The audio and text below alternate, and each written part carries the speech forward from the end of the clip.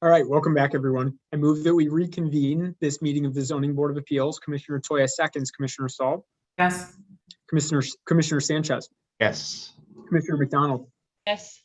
Commissioner Toya. Yes. Great, I vote yes, and we are back. So let's get into calendar number 404-21-Z at 5544 South Woodlawn Avenue. I know this is Counselor Pekarsky. So Counselor, let's take it away and try to be as concise as possible. Let's see if we lost him.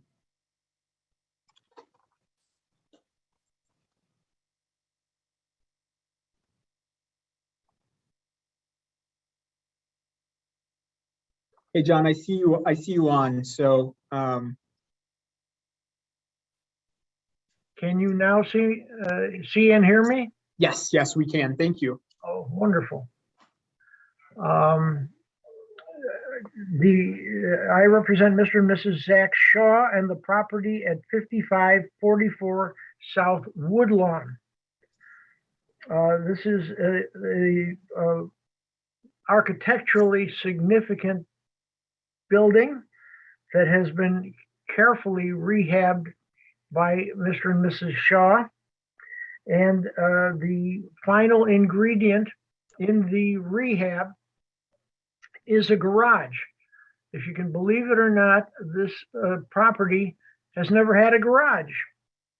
Mr. and Mrs. Shaw want to put a garage at the rear and also create an underground walkway from the garage to the house. Mr. and Mrs. Shaw is the social worker assigned to the trauma unit at the University of Chicago Hospital.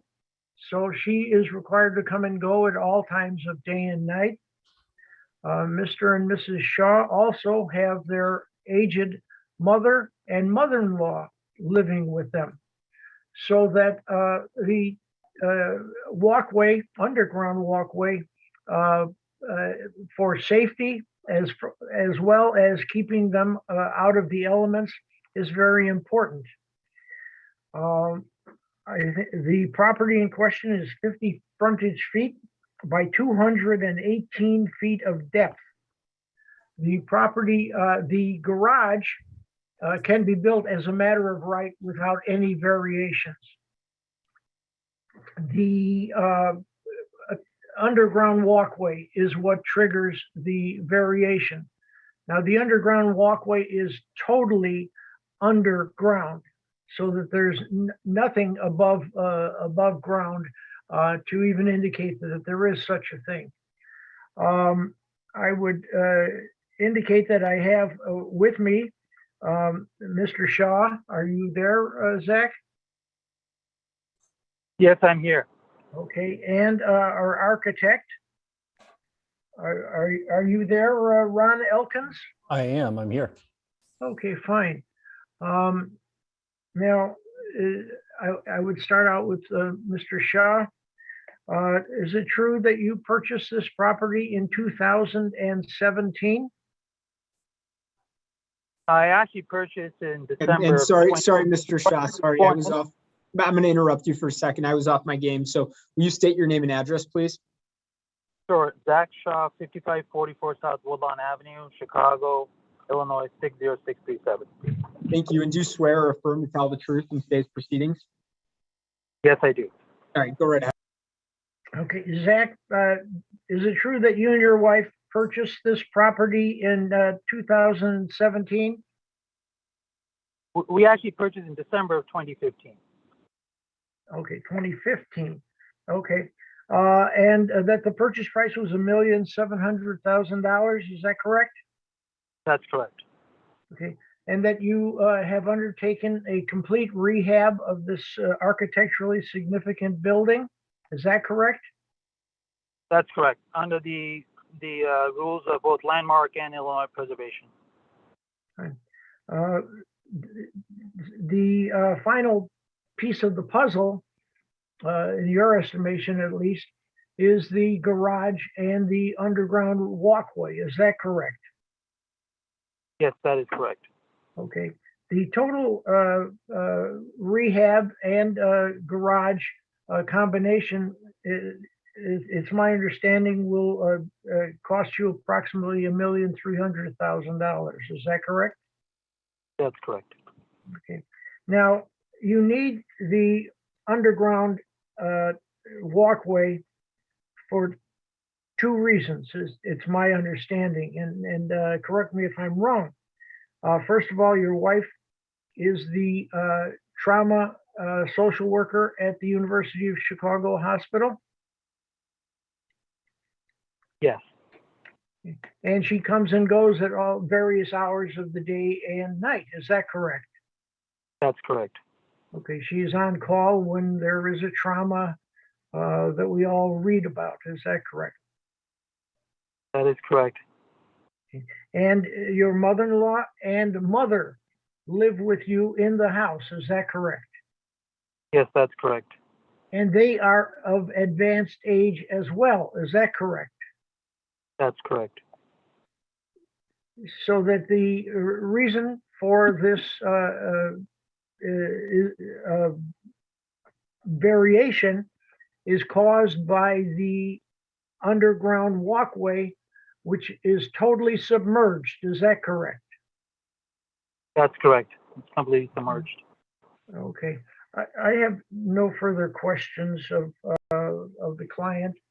Does the board? We'll take questions from the board after Mr. Elkins is put on, and you can do that pretty quickly, I think, John. Okay. Ron, please, would you please be sworn in? Certainly. My name is Ron Chairman? Oh, sorry. You swear him in? Yeah, Ron, will you please state your name and address? Certainly. Ron Elkins. My company is called 2 Point Perspective. We are located at 1137 West Webster Avenue in Chicago, 60614. Thank you. And do you swear or affirm to tell the truth in today's proceedings? I do. Great, thank you. And you are the architect of record for the proposal, is that correct? I am correct. Okay, can you briefly explain the proposal to the board? Certainly. It is a, you could say it's a 2-car tandem garage, freestanding, located in the southwest corner of the lot of the property. The property has no alley access, thereby limiting the access to the garage from Woodlawn Avenue from the front of the house through a driveway down the side of the property. And just like Mr. Pekarsky said, the connection to the garage, to the house from the garage was critical due to, both, Zach's mother and mother-in-law, as well as Nadia's employment and needing to have safe access to the car at all times. And we all know how, last winter really kind of drug on with the amount of snow we had, and living without a garage can be tricky, especially if she got the call at midnight and had to be at the hospital, digging out a car that's just located, uncovered, can be unsafe. But the building is a 1-story, proposed as a 1-story 2-car tandem garage with a basement and connector to the home. Once the building is complete, it would look no different than any other single freestanding garage, on any other lot, other than just the architectural characteristics of it. Even though the house isn't officially landmarked, it is a contributing landmark property to the neighborhood. And the building was designed as such to complement the addition that was designed, I think 3 to 4 years ago, as well as the original architecture of the home. Now, in your opinion, will the proposal in any way alter the essential characteristics of the neighborhood in which it's located? I don't believe it will. I think the building is in keeping with the design of the home, as well as the addition, like I just mentioned. The majority of the other homes, if not all of the other homes in the neighborhood, do have garages, either accessed from the front of the homes on Woodlawn or their respective alleys. But this being a unique block of Woodlawn, there is no alley access. But I feel it is in keeping with the character of the homes. Is it a true statement that the garage itself can be built as a matter of right? Yes, without the basement, that was the triggering factor, according to my conversations with various members of the Bureau of Zoning, that the physical connection of a garage, whether above ground or below ground, is what was triggering why we're here today to for the request of the rear yard setback reduction. Right. I really have no further questions of the architect. I would add, Ron, at your request, have I prepared an affidavit on your behalf? Yes. And if I asked you the same questions that appeared in the affidavit, would your answers be the same or substantially similar? Yes, they would. Fine. I have no further questions. Okay, thank you, Counselor. Any questions from the board? This is Commissioner Sanchez. Could someone just elaborate more on what the hardship is? Well, the hardship is, first of all, as I can take judicial notice of the fact that Hyde Park is surrounded by problem areas. Mrs. Shaw is. And really quick, John, we in the past, I know you've seen, we don't take crime as a hardship because it could be used as a hardship throughout the whole city. So I don't want you to go down too far down this tangent. No, I'm making the comment. Mrs. Shaw is a social worker assigned to the trauma unit at the University of Chicago, which means that she is called out at various times of day and night to attend to the problems that she's assigned. She's the only social worker, by the way. Secondly, both mothers are of advanced age and are living with Mr. and Mrs. Shaw. So as a consequence, the family feels that the exposure to the elements, the fact that people are coming and going at sometimes unusual hours, caused the need to have a secure walkway from the garage to the house. Am I stating that correctly, Zach? Yes, that's absolutely correct, and that's really the primary reason for it. Otherwise, in fact, it costs a lot of money to do this project, and it is for the safety of my 80-year-old mom, my mother-in-law. There's a constant slip hazard on the driveway when you're coming off, and it's ice, and it's almost impossible to remove it, and we're just not in a position to take that risk. And we also don't want to send our moms to a nursing home, and we're keeping them all under one roof. And we have to do everything that we can to keep them safe and secure when they're coming out of the car, which is not entirely always possible, especially in bad weather.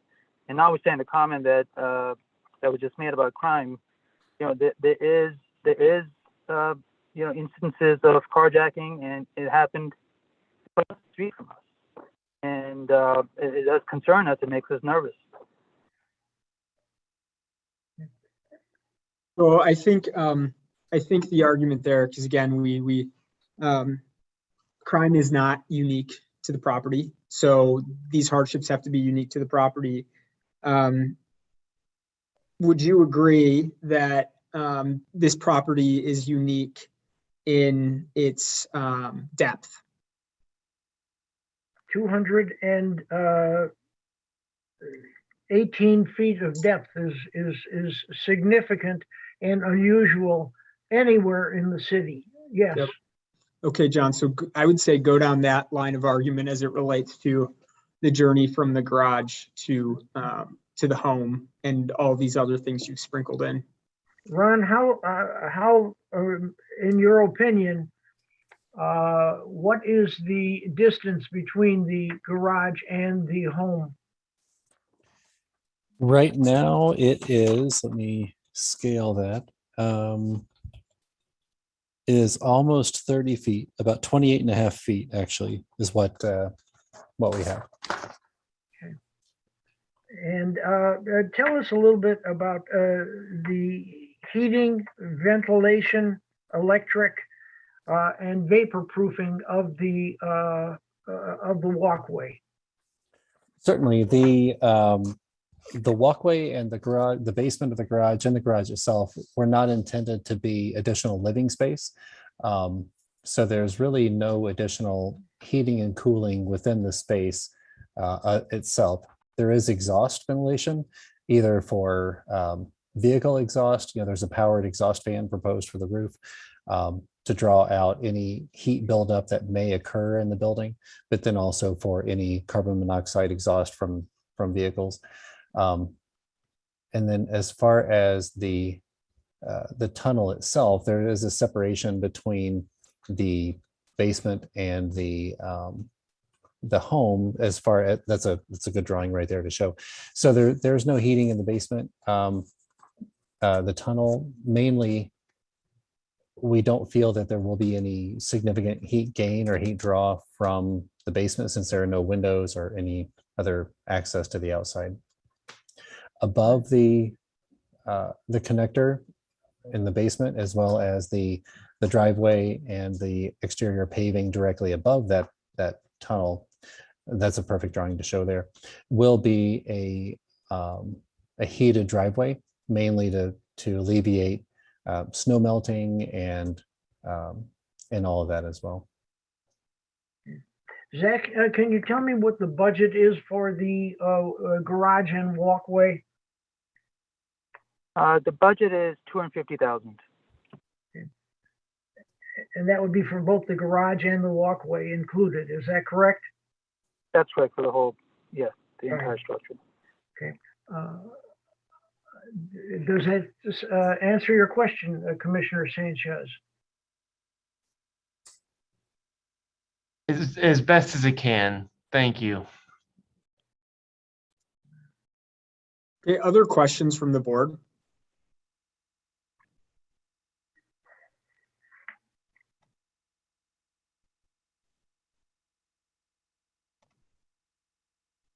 Okay, we'll take this under consideration. I think we have what we need here. So thank you everyone for your time.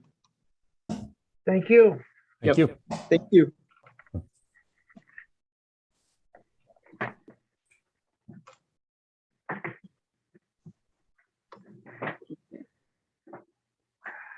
All right, we're going now to calendar numbers 405-406 or 405-21-Z and 406-21-Z.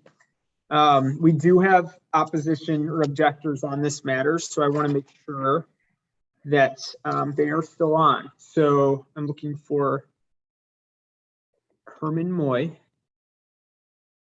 Herman Moy and Karen Sang, if you're here, just raise your hands.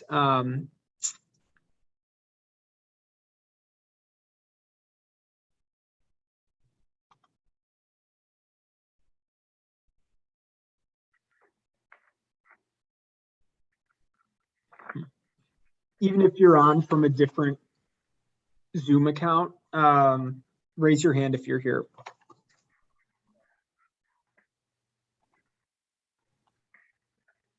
Okay, got it. We do have Herman Moy. Sorry, you were already promoted. Okay, I'm not seeing Karen Sang, but let's just watch out for Karen throughout the matter. So since we have opposition on this, and I believe we have Alderman Thompson on as well. So what we'll do is we'll start with the case in chief.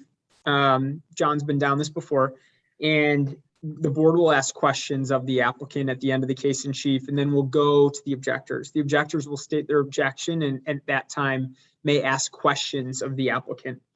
After that has happened, it goes back to the applicant and they can ask questions of the objectors or give rebuttal testimony. So Alderman Thompson, if you are available, can you let us know if you'd rather speak at the beginning of the matter or at the end? If my microphone's on, can you hear? Yeah, we can hear you. Yeah. Okay, good. Thank you, Chair. I'll wait until the end, please. Got it. Yep. We'll, Thank we you. will not forget to call you. Perfect. Okay, thanks. All right. With that, John, if you could get us started, that would be great. Again, for the record, my name is John Pekarsky. I'm an attorney with offices at 55 West Monroe Street in Chicago, and I represent Mr. Henry Tam. Henry, are you on?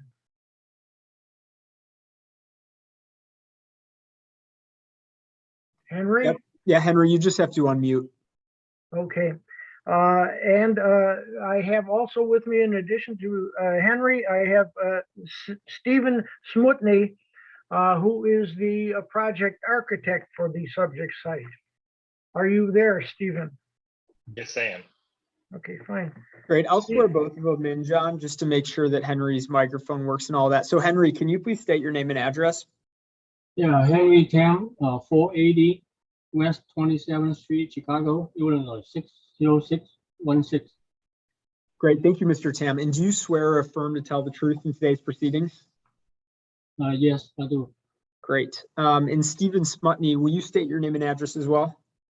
Stephen Smutny, Principal at Dearborn Architects, 141 West Jackson Boulevard, Suite 3820, Chicago, Illinois, 60604.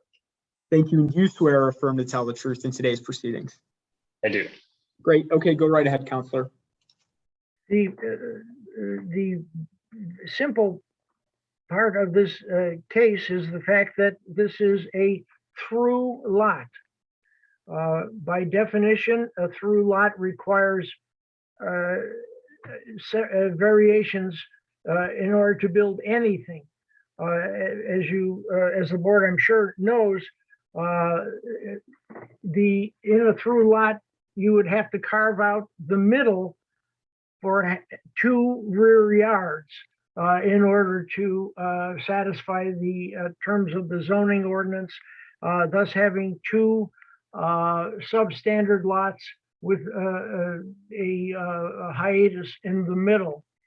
The property at 3146 South Shields measures 25 by 125 frontage feet. It is improved with a substandard back of the lot multi-dwelling unit building. It is, as you can see by the various pictures taken, the building is frame and it is non-contextual with the neighborhood. The entire neighborhood is facing Shields Avenue. Stewart is the other end of the lot, and there are no buildings on the block that face Stewart, so that we are seeking variations only caused by the fact that this is a through lot, and we must obtain variations for the Stewart side of the property. I would also indicate to the board that there are 3 buildings of substantially similar nature under construction on this block of South Shields right now. With that, I would call my client, Henry Tam. Henry? Yes, Okay, please state your name, your address, and your occupation. Henry Tam, 480 West 27th Street, Chicago, Illinois, 60616, and I'm a general contractor. Okay, and you're a general contractor, and how long have you been engaged in the construction business? Since in 1985. Fine. And are you the purchaser of the property at 3146 South Shields? Yes. Now, can you describe what is the current improvement on that block, on that lot? On the lot, I plan to build a three-flat building on it. Henry, I'm going to ask you to please speak up a little bit because I think the board is having trouble hearing you. Okay. Now, you have indicated to me that there is other construction going on this very block. Is that correct? That's correct. Yeah. And what is that construction? Those are three-flat. And where are they located in relation to this property? They are on three building north of this building. So that there are three flats going up on this very block, which is substantially similar to what you're seeking. Is that correct? Yeah, that's correct. Okay. Now, the property in question is going to require some variations. The variations are for the front yard facing Stewart, and for the open space, again, which is generated by the fact that this is a through lot. Is that correct? Yes. Right. Now, what what was the payment or the purchase price of the proposed use? Can you repeat the question? I'm sorry, I did not catch that. I asked you if you can repeat your question, please. $290,000. Oh, John, he was asking, Henry was asking if you could repeat your question to him. Oh, okay. Is it true that you have spent $290,000 to purchase the lot in question? Yes. Okay. And is it true also that the property, the proposed three flat will cost you about $800,000 to construct? It should be less now since the material been come down. The lumber price came down quite a bit in the past 2 months. Is it also true that you will obtain a reasonable rate of return if you're allowed to build the three flat in question? Yes.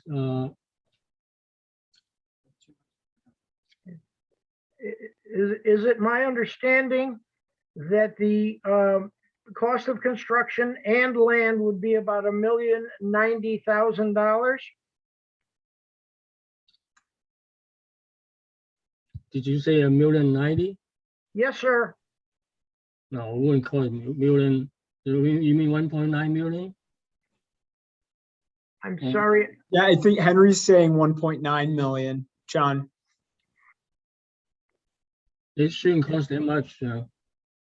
And what do you estimate the sale price of the building? I participate probably somewhere 1.25 to 1.28. It will cost me since the lot cost 280, 290, and I'm building a 3-story 3,900 square feet. So since I'm a contractor, I'm a general contractor as well as a plumbing and mechanical contractor, and my own team. I have a carpenter team. So the cost will be cost about $110 per square. So it comes to probably a little bit over $420,000 to build. Okay, so Henry, just so I know I'm hearing it right, so $420,000 to build, $290,000 for the cost of land. Yeah. Are you anticipating your costs then being, of course, there should be some costs on top of that, right? Yeah, some soft cost, yeah. Soft costs. Was the $1,090,000 number correct that John was saying? No, that was wrong. Okay, what do you think that number would be for cost? Probably the lot and the construction cost will run about 700. Okay, does that include soft costs? Soft cost probably another 50. So 15? yeah, 50 because the plan and permit. Got it. And they have Okay. the cost of land of $290,000. Is that correct? Oh, yes. A little bit less than that, so two. And it is my understanding that you have indicated that you could sell the 3 units for a total of $1,200,000 Yeah, somewhere in the estimated. Yeah, estimate, yeah. Okay, which would derive you a gross profit of about $110,000. Is that correct?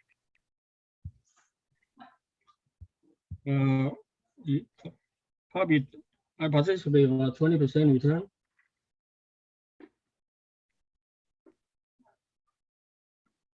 Just a month. Yeah, so I think Henry has his costs maybe a little bit lower.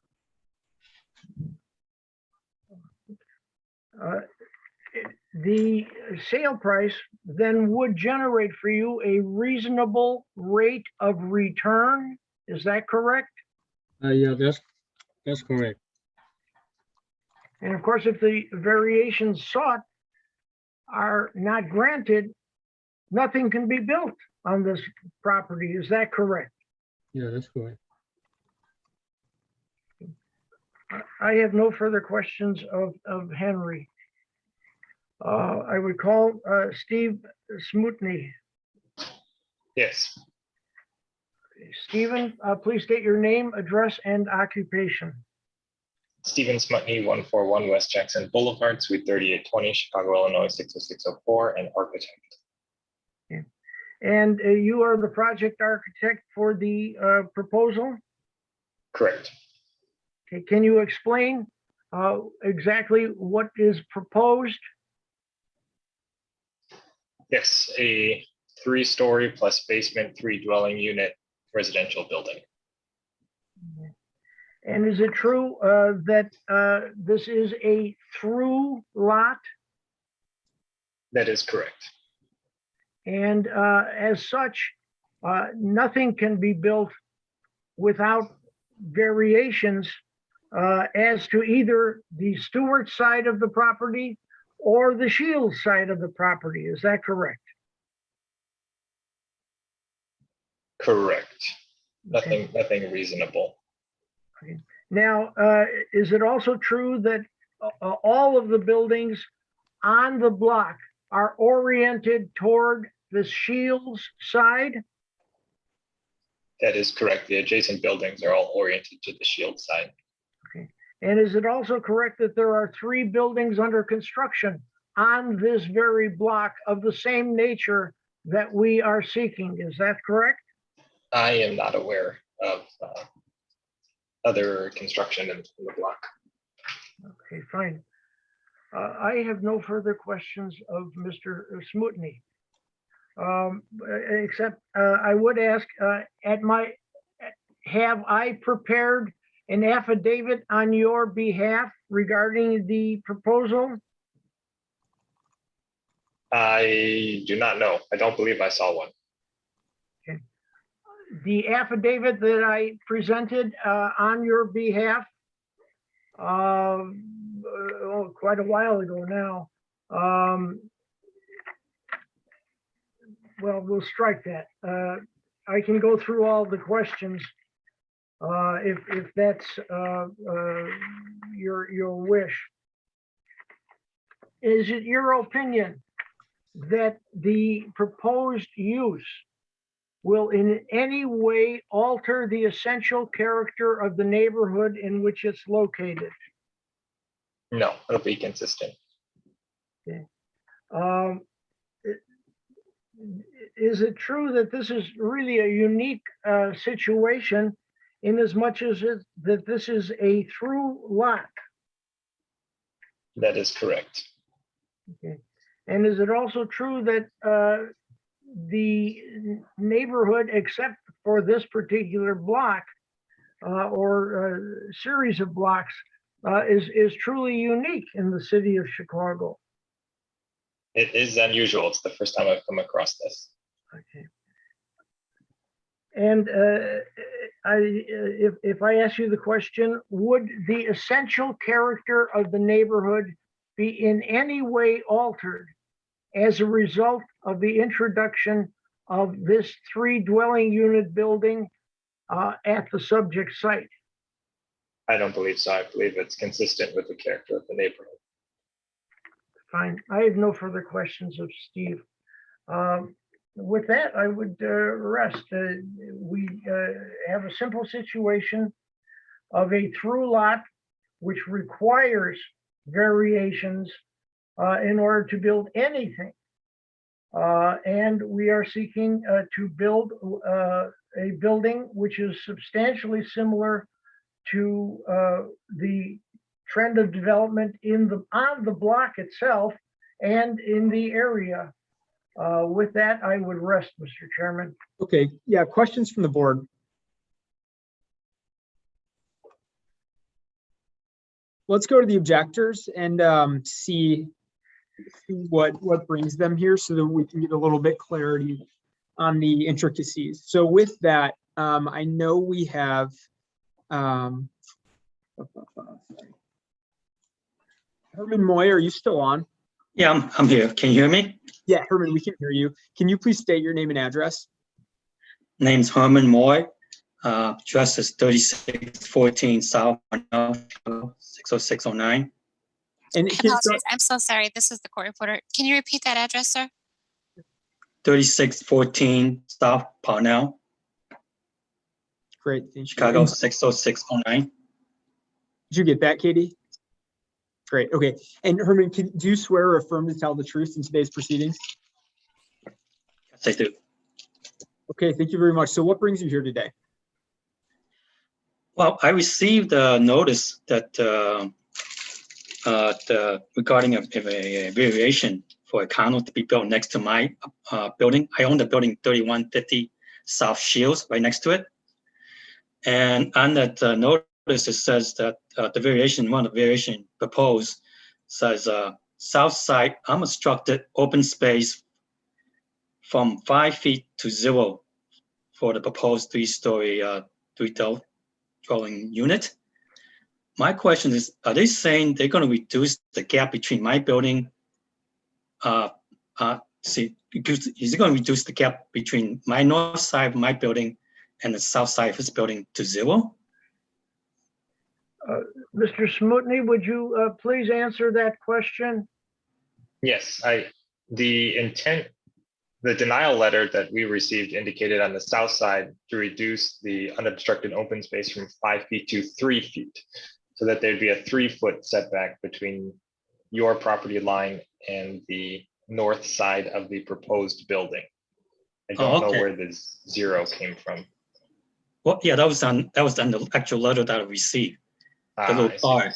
So I was confused about that. Yeah, so Stephen, did you say there will be 3 feet between the buildings? Correct. If he is to the south of this proposed property, then there would be 3 feet between him and the building. Okay, so kind of like a walking room lane. The light and vent and the breezeway for this building will be on the south side. Got it. Okay, that's all I needed to know. Okay. In that case, so Oh, no, Yep. yeah. Herman, does that answer your questions? Do you have any additional questions for the applicant? No, that's all. Do you have any? Just to make sure it's a 3 foot. Yeah, yeah. Was the same seal. Yeah, yeah. That was my confusion. I was wondering. No. Yeah, no, so the 0, what might be, it's written really confusing. And anyone correct me if I'm wrong, but the 0 setback is actually for the parking. Where the between the parking, so on the other side, the between the homes, it's good. We've gotten confirmation on here. There will be 3 feet in between. Yes, sir. Okay. Okay. I understand now. That's fine. Okay. Okay, great. Perfect. So just a final confirmation that you're okay with us moving back to the applicant and also getting the alderman's comments? Yes, yes. As long as it's 3 feet between buildings. Yeah. Okay. Thank you so much. Thanks for coming in. Okay. Thank you. Thank you. Okay. So let's go back to the applicant, and Alderman Thompson, if you're on, I'd say this is towards the latter end of the process. So you can let us know at what point you want to speak, whether before the counselor's closing or after. Thank you, Chair. Was Karen with Herman? Were they together, or was there another objector? You mentioned Karen two. is the wife of Mr. Moy. Okay, so that was together. So that was the only objector. Yep, that was the only objector. Okay. And really quick, I would be Alderman, happy. sorry, I'm going to get you sworn in for all of our best practices. So will you just state your name and who you are? Sure. Patrick Thompson, the alderman from the 11th Ward. Great. And do you swear or affirm to tell the truth in today's proceedings? Yes. Great. Thank you very much. Okay. Thank you, Chairman and members. I appreciate the opportunity. As Mr. Pekarski pointed out, we have some unique blocks in our ward where we have through streets, this being one of them. We have others throughout the ward. As he also indicated, Shields has been the frontage for most of the houses along this street. And this variation in the request before the zoning board is to make this development consistent with the other buildings. The zoning, the RT4 zoning and the density of the building is consistent with the zoning and the other properties adjacent there too. And I have no objections. I support this. The type of I and Alderman, you're breaking up a bit. shoot. That's okay. Wait, we hear you now. Let's see. So if you could repeat about the past 10 seconds that you said, and we can see if we're okay. That was the most brilliant part of what I said. No, I'm just kidding. Yeah, I know. So maybe you just don't restate it again, and it lives in mystery. My internet's showing it's unstable, so I apologize. I support this project. It's consistent with the community, the block on Shields that fronts the houses and buildings front onto Shields. And I support this project. It's consistent with the other projects there. And we have no objections from the community from our office. Okay, great. Perfect. And thanks for hanging out with us, especially this late into the evening. We appreciate it. I still have to hang on for another one later on, so I'll still be here. Good. Well, I think we're okay on objectors, so hopefully things speed up a little bit. Okay, so with that, Counselor, I want to give you the opportunity to have your applicant rebut if necessary on anything, and I also want to give the board an opportunity to ask any final questions. Certainly. As you can see by the site plan, the parking is off of Stewart Avenue, which of course requires variation. The setbacks are off of Stewart Avenue, which require variations. This is a unique or a fairly unique area in the city of Chicago.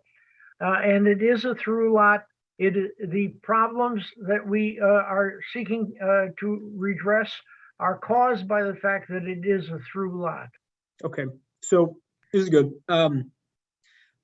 Does the board have any additional questions? Okay, one thing I want to ask Henry to confirm really quickly is that you don't want to just renovate the existing building. It's not feasible for that to be the project. Correct. As I indicated in my opening, this is a significantly substandard building. Its frame, it's at the rear of the lot, which would be the Stewart side.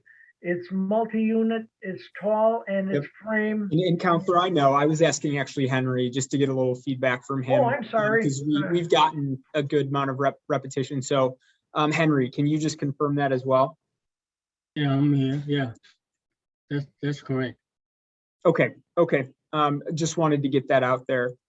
So with that, any other questions from the board? Okay, we'll take this under consideration, and I thank you everyone for your time. Thank you. Thank you and good evening. You too, thank you.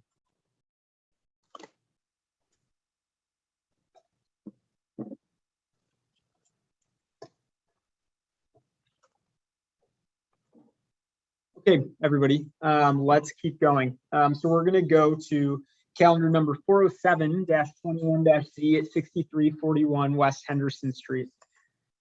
So Counselor Warren Silver, let us know when you're around.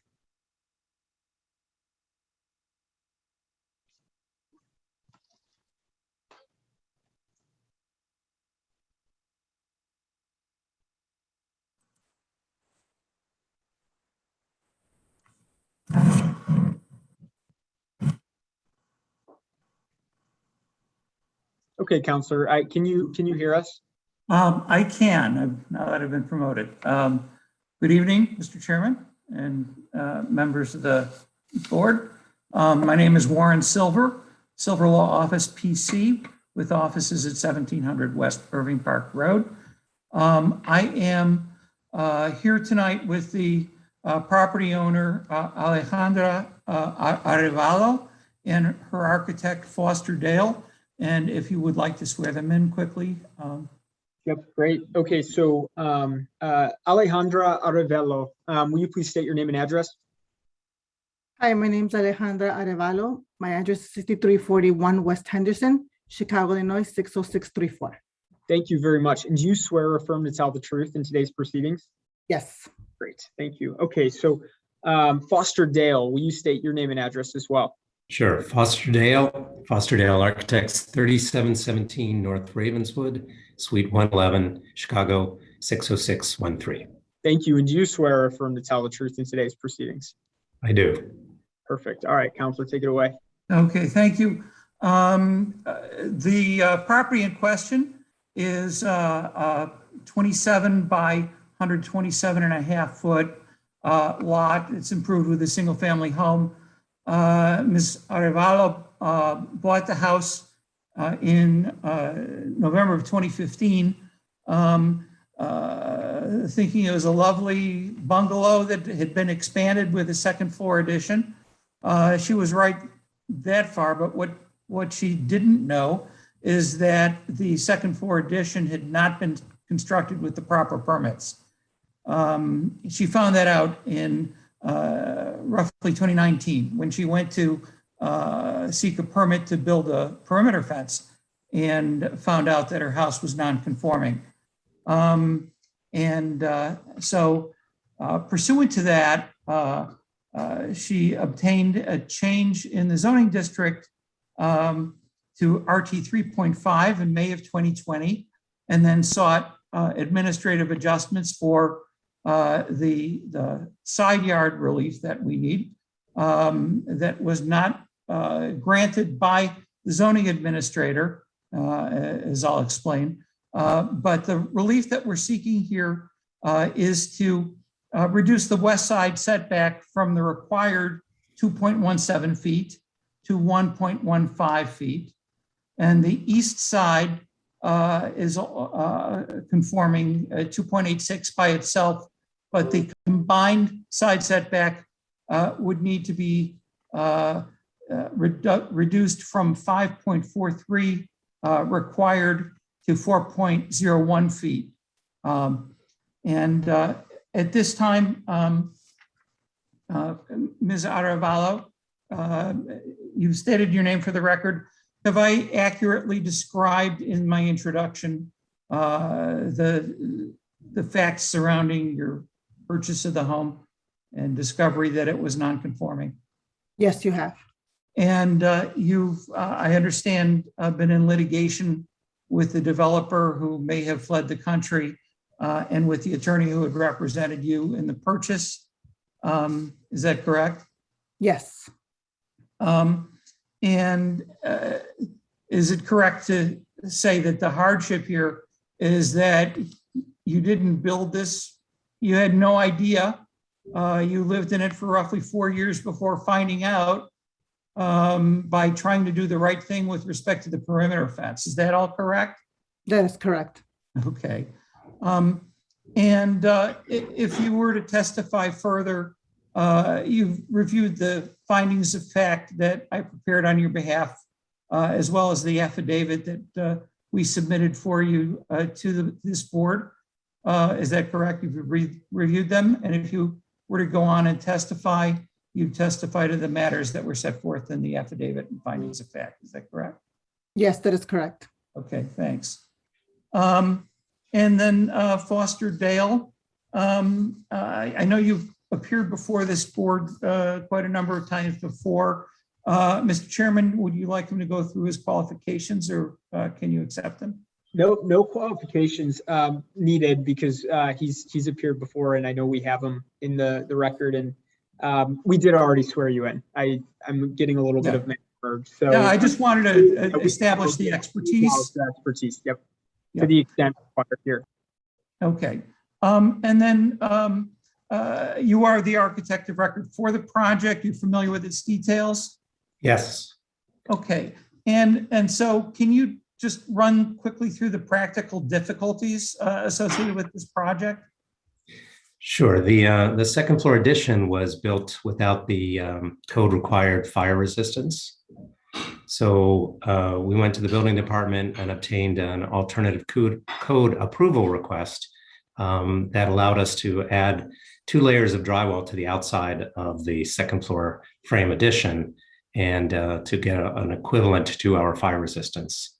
Unfortunately, the zoning administrative adjustment that we sought to not have a side yard setback issue by building on top of the building was not granted. So we're here today because we're 1.25 inches further into the side yards.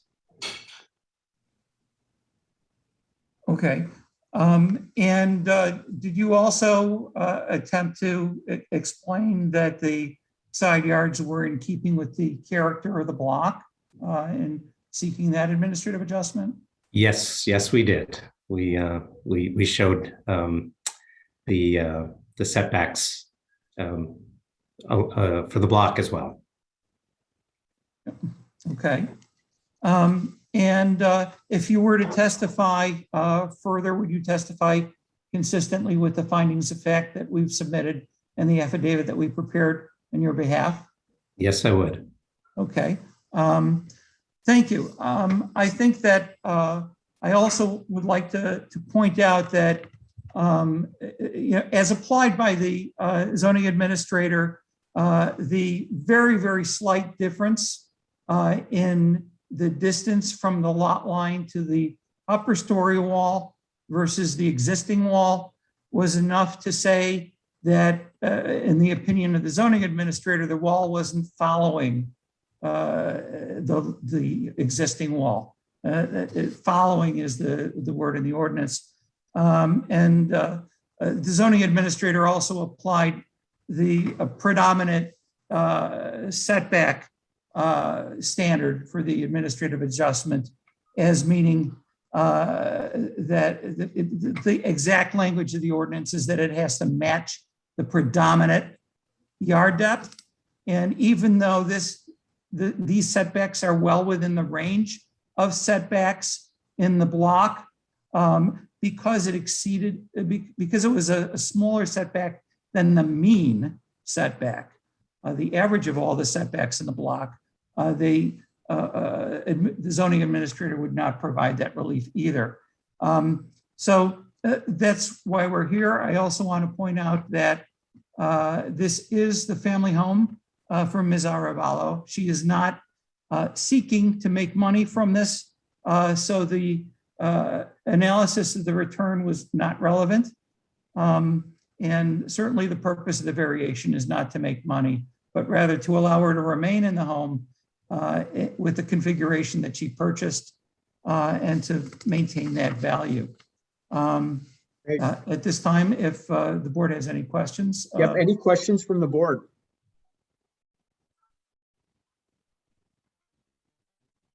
Okay, we've got what we need here. Thank you very much, Ms. Arevalo, and we'll take this under consideration. All right, thank you. Yep, Thank you very much. Thank you. Okay, let's go to calendar number 408-21-S. At 3240 West 111th Street. Okay, so Patrick Turner, I believe, is attorney on this one, so I will go ahead and read the department's recommendation. The Department of Planning and Development recommends approval of the proposed hair salon.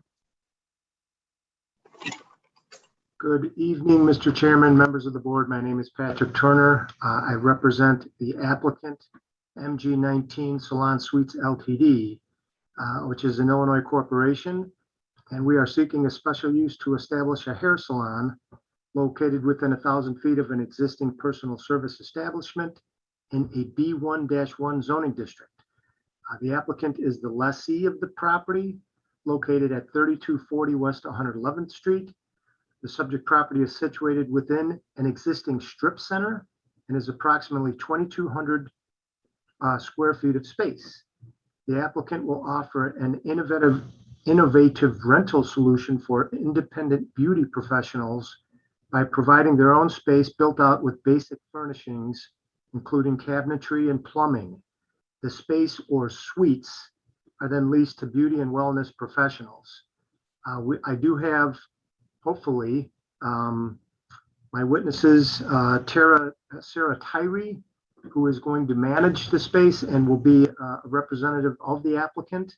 And I also have Bud Kerwin, our appraiser, and I believe we may even have Ed McBrearty, who's another representative of the applicant, in case there are any other questions. And I would ask that those witnesses be, hopefully they're all with us still, and that they would be sworn in, Mr. Chairman. Yep, okay, so Sarah Tyree, will you please state your name and address? Sarah Tyree, 6919 West 115th Place, Worth, Illinois, 60482. Thank you, and do you swear or affirm to tell the truth in today's proceedings? I do. Okay, great. All right, Sylvester Bud Kerwin, are you on? Chairman, Bud Kerwin is not here. Okay.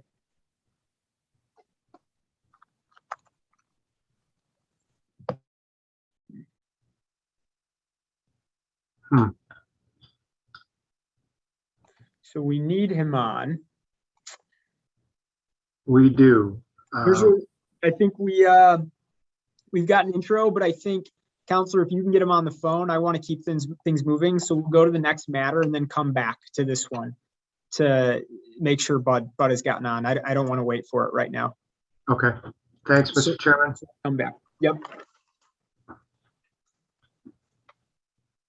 Okay, great. So we will circle back to that one. We are going to go now to 410-21-Z. And a reminder, 409-21-S, the companion application was continued. So we are only looking at the variation. Chairman, this is Ann McDonald. I just wanted to note again for the record that I'm recused from this matter and won't participate in the discussion or deliberation of it. Yes, thank you, Commissioner. Okay, do we have Talar Barbarian on? Hi, good evening, Mr. Chairman. Yes, I'm here. Okay, great. Counselor, go right ahead. Thank you, everyone. I should have on here Kevin Cherub and Paul Gongola, our project architect. I can just confirm that they're on the line. Yeah, let's see. Yep, Kevin, I see on, and Paul as well.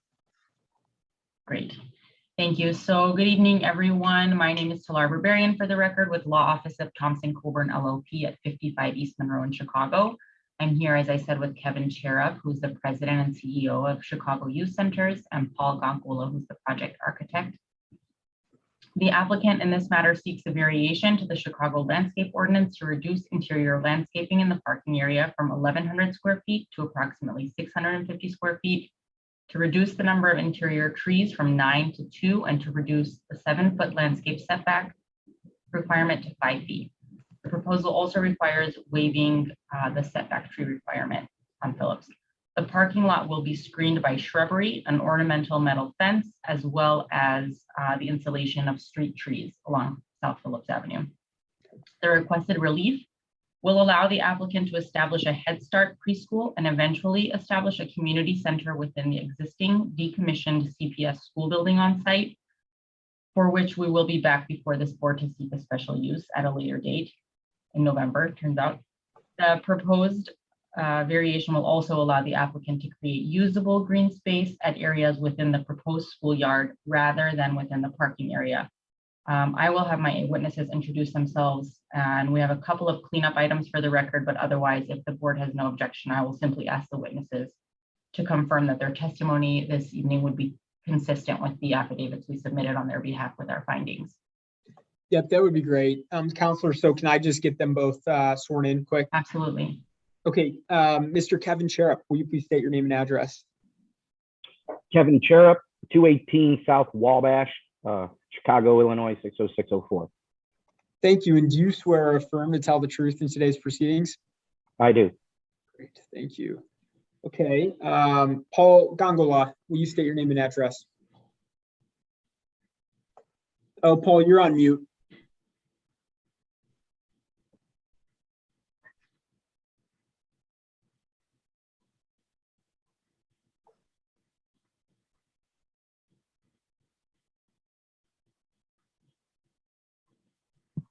Sorry about that.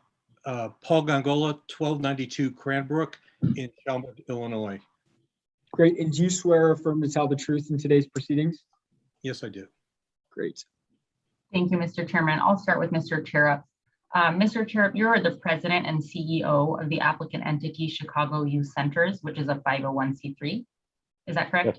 Yes, it is. And to correct the record, can you please confirm that CYC, Chicago Youth Centers, operates 17 locations throughout the city of Chicago, not 23, as we indicated in your affidavit? Yes, that's correct. Excellent. And just one more item. You have worked with the Alderman's office throughout this process, both in your acquisition of the property from the Public Building Commission and throughout the ZBA process. And the Alderman held a community meeting to present this proposal to the neighborhood. And the neighborhood has been supportive throughout the process. Is that correct? Yes, that's correct. Excellent. If you were to continue testifying this evening, can you confirm that your testimony would be consistent with the affidavit that you signed and we submitted on your behalf with our findings of fact? Yes, it would. Excellent. Thank you. I'll move on to Mr. Gongola. Mr. Gongola, you are the project architect for this Yes. variation, and you are a licensed architect in the state of Illinois. Is that correct?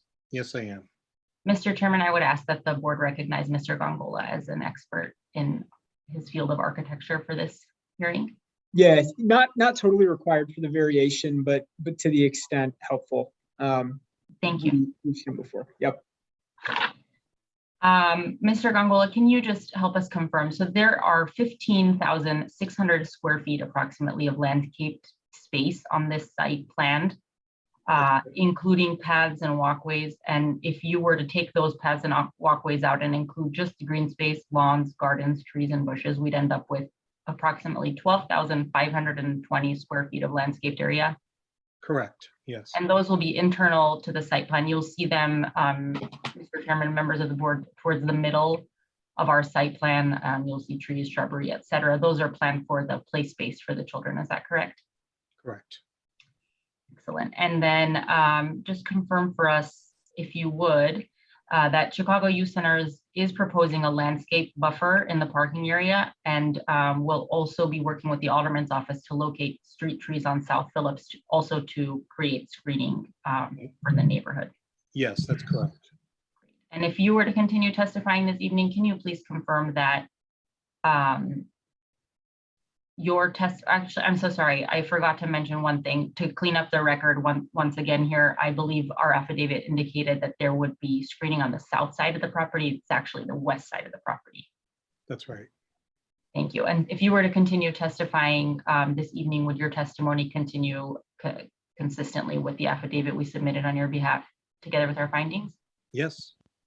Thank you, Mr. Chairman, members of the board. We have nothing further. If there are any questions, we'll be happy to take them. I believe the Alderman is on as well. I believe so. Yeah, Alderman Mitchell. Are you here? Yes, I'm here. Okay, Good great. evening. Yeah, good evening. Thanks for hanging out. Wondering if you can speak a bit on this before we take questions from the board. First, I'll just ask that you state your name and role, and I'll get you sworn in. Okay. Name is Gregory Mitchell, Alderman of the 7th Ward. Perfect. And do you swear or affirm to tell the truth in today's proceedings? Yes. Perfect. Okay, thanks, Alderman. Go right ahead. Okay. First, very, very happy about this project. We're taking a school that's been closed for going on almost 10 years and turn it into a early child education for the first phase and a community center second phase. And the whole plan has been socialized with the Calumet Heights Homeowners Association and individual block clubs and all the residents that are surrounding the property. And they've asked hundreds of questions, and we've got the support of the entire neighborhood. CYC has proven to me to be a good organization. They have a youth center in my South Shore area, which I've been working with them for the past 7 years. And it's just a phenomenal organization to partner with. Very excited about this opportunity. Great. Oh, and your favorable approval of this would be appreciated. Perfect. So it's safe to say you're in support. Yes. Okay. Okay, great. Oh wait, Alderman, thanks for hanging out tonight. We appreciate No it. problem. That's at the end of the call. All right, guys. Come back, Greg. Okay. Any questions from the board?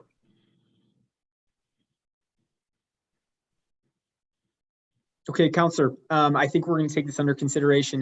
Did you have anything else I'm missing? I don't think we have a need for any closing. Nothing more. Thank you for your consideration. Yep. Thank you very much, everyone. Thanks for hanging around.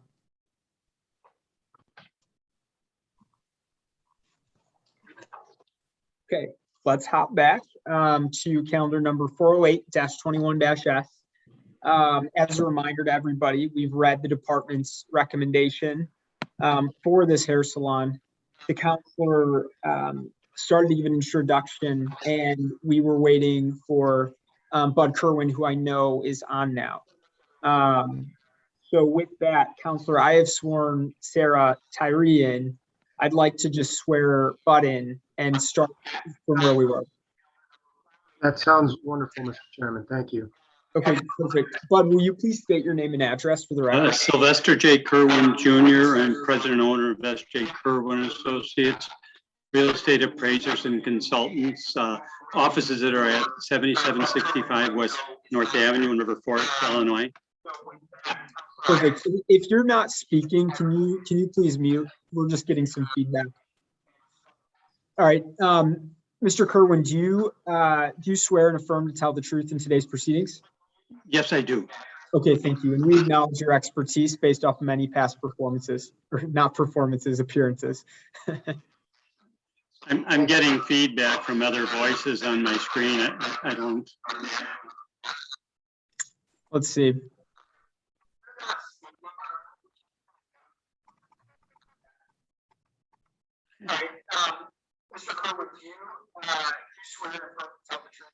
Yeah, it seems like Yes, there's I some do. like repetition. Mr. happening. Kerwin, you're watching the live stream. You may want to turn that off. Oh, okay.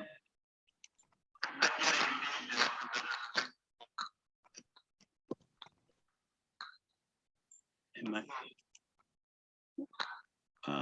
Which And you video know, but settings? maybe just mute while you do it, because we've got you sworn in, and we've acknowledged your expertise. So if you just mute and figure it out on your end, and hopefully we can keep going.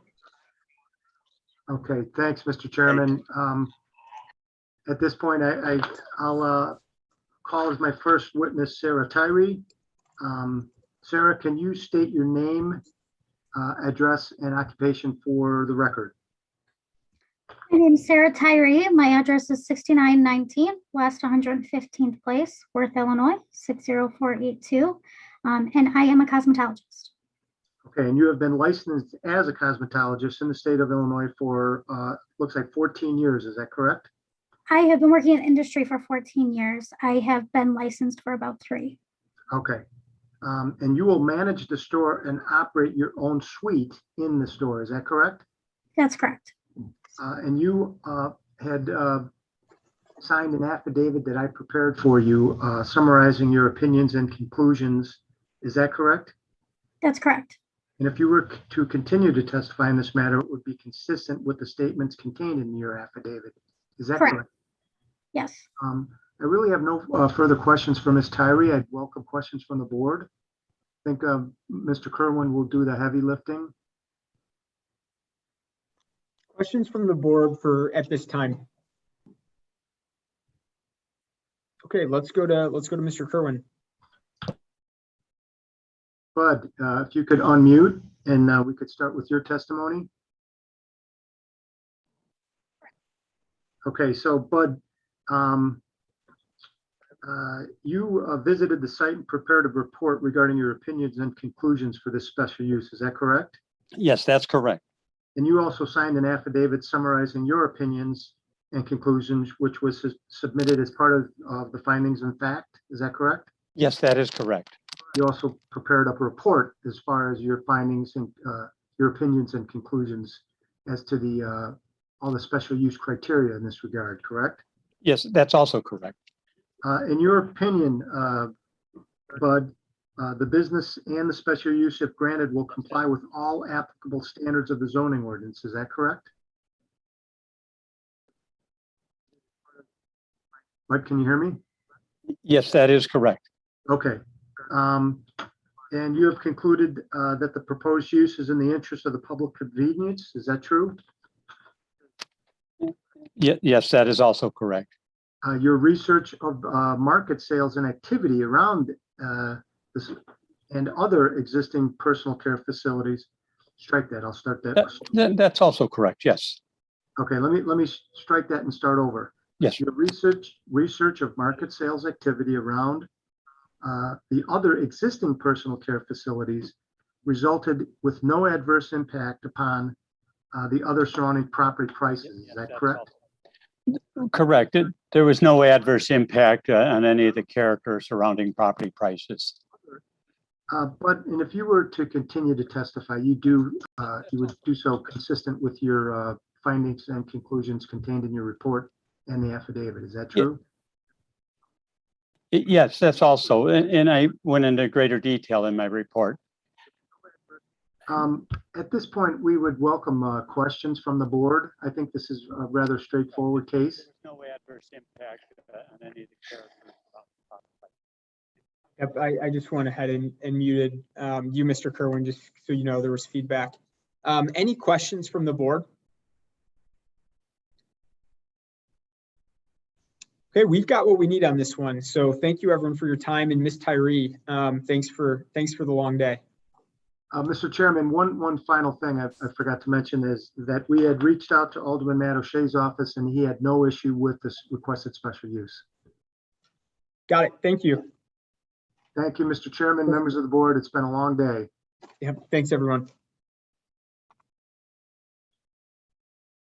Okay, we're going to go to calendar number 203-21-S. And this is at 2734-58 North Cicero Avenue.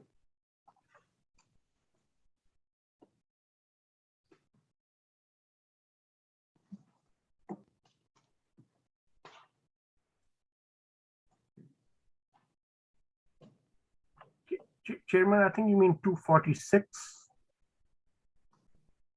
Or is it 203? Yeah, 1 second. There's a 203 is on my agenda, but oddly not on my roster. So let's Tommy, you're probably looking at the roster too.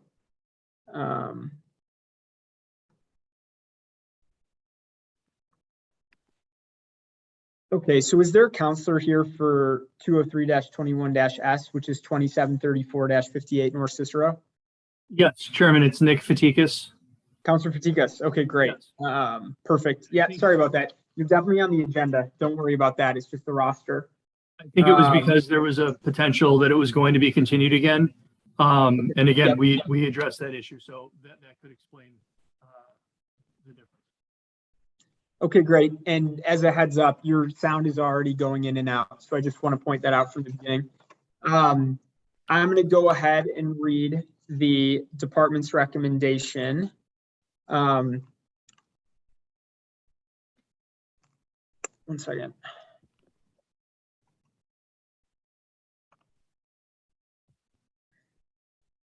Yep, we got an updated recommendation letter last night.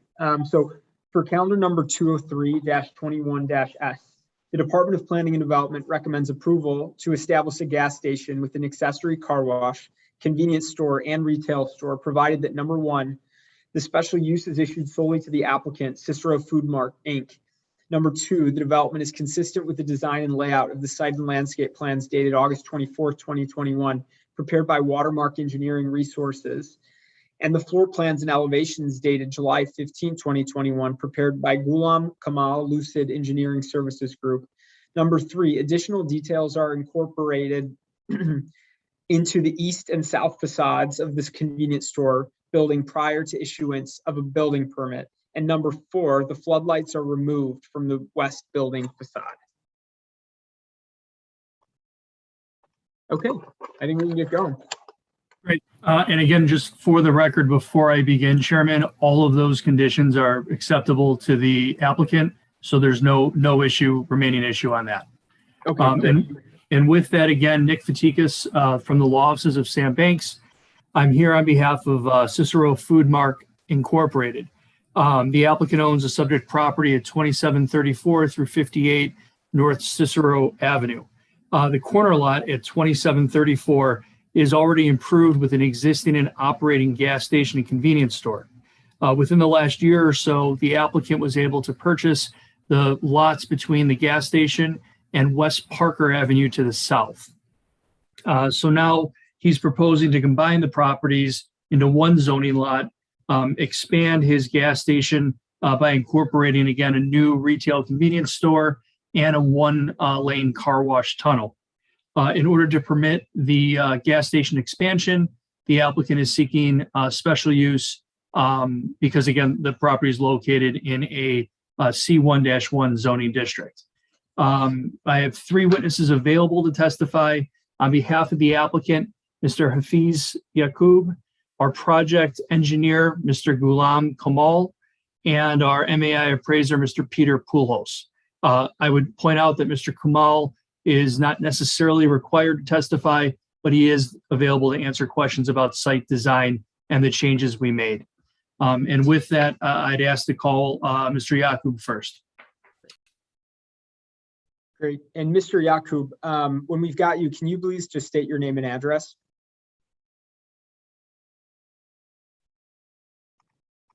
Let's see.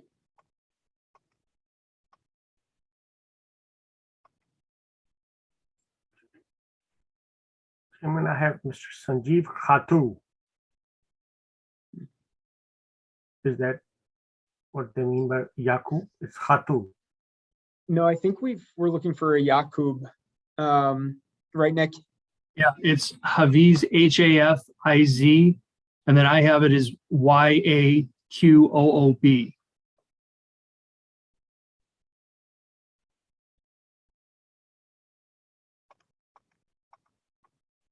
I don't see him, Counselor. Let's,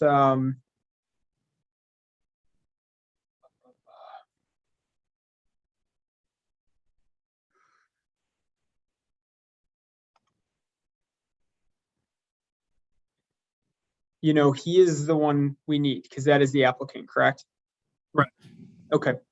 So I think what we do again is if you quick track him down, we're going to go to the next matter and come right back to you. Okay, thank you. And I know Alderman, I know you're on as well. So when we come back to this one, I'll go ahead and ask you if you want to be heard at the beginning or the end. So thanks everyone for your patience. The Chairman, just to confirm that with Attorney Fatikas, it's not Sanjeev Khatu and Michael Worthman. No, those are the witnesses on the next case. Oh, okay. Yep. Okay, great. So we're going to jump to calendar number. We'll start where we were when we get back to that one, but we're going to go to calendar number 246-21-S.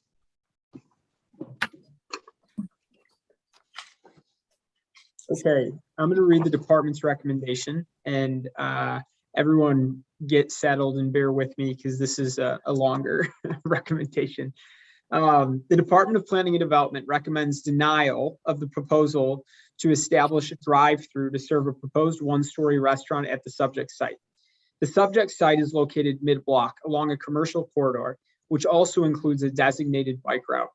The site and project design, with the building setback from the street and surrounded by the drive-through lane, is not compatible with the character of this immediate area, which includes primarily mid-block commercial developments, with the buildings at the front property lines with direct access from the public sidewalks. This site plan is not designed to promote pedestrian safety and comfort, as pedestrians are required to walk across the primary vehicular entrance and parking lot exit driveway to access the building. And patrons of the outdoor patio will be seated immediately next to this driveway, constantly exposed to the vehicle fumes and noise. The site plan also presents internal vehicular conflicts. First, at the main vehicular access, where cars exiting the parking area are directed towards the cars, potentially two at a time, trying to exit the drive-through bypass lanes. Further, at peak times, some parked cars will be blocked in by vehicles in the drive-through queue. A mid-block drive-through at this location would also generate unexpected mid-block traffic obstacles for bicyclists, pedestrians, and cars traveling around Halsted Street. With the majority of the site devoted to vehicular circulation areas and parking, this proposed drive-through use is significantly more auto-oriented than would be expected for a mid-block restaurant in this location. Based on the foregoing, it is the department's opinion that the proposal to establish a drive-through to serve a proposed one-story restaurant at the subject site is not compatible with the character of the surrounding area in terms of site plan and project design, does not promote pedestrian safety and comfort, is not in the interest of the public convenience, and will have a significant adverse impact on the general welfare of this neighborhood and commercial corridor.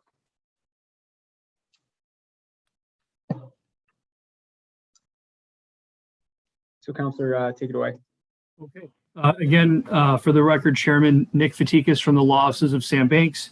I'm here on behalf of the applicant, Rainier 31st Halsted LLC. The applicant has a contract to purchase the subject property at 3121 South Halsted Street. The site measures 100 feet wide by 125 feet deep, and it's currently unimproved land. As you can see, though, from the photos submitted with our findings of fact submittal and the photo on the screen right now, there are a number of cars that use it as a parking lot. The applicant is proposing to develop the property with a new one-story Dunkin' Donuts restaurant building. The plans call for the installation of code-compliant landscaping and fencing, 5 on-site parking spaces, and a single drive-through lane. In order to permit the drive-through lane, the applicant is seeking a special use because the subject property is located in a B1 zoning district. I have 4 witnesses intending to testify this evening. On behalf of the applicant, Mr. Sanjeev Khatu, our project architect, Ms. Nicoletta Scarlatus, our land planning consultant, Mr. Kareem Musawir, and our traffic consultant, Mr. Michael Worthman. And Mr. Chairman, before I call my first witness, I want to make sure the record reflects the correct plan set being considered by the board today.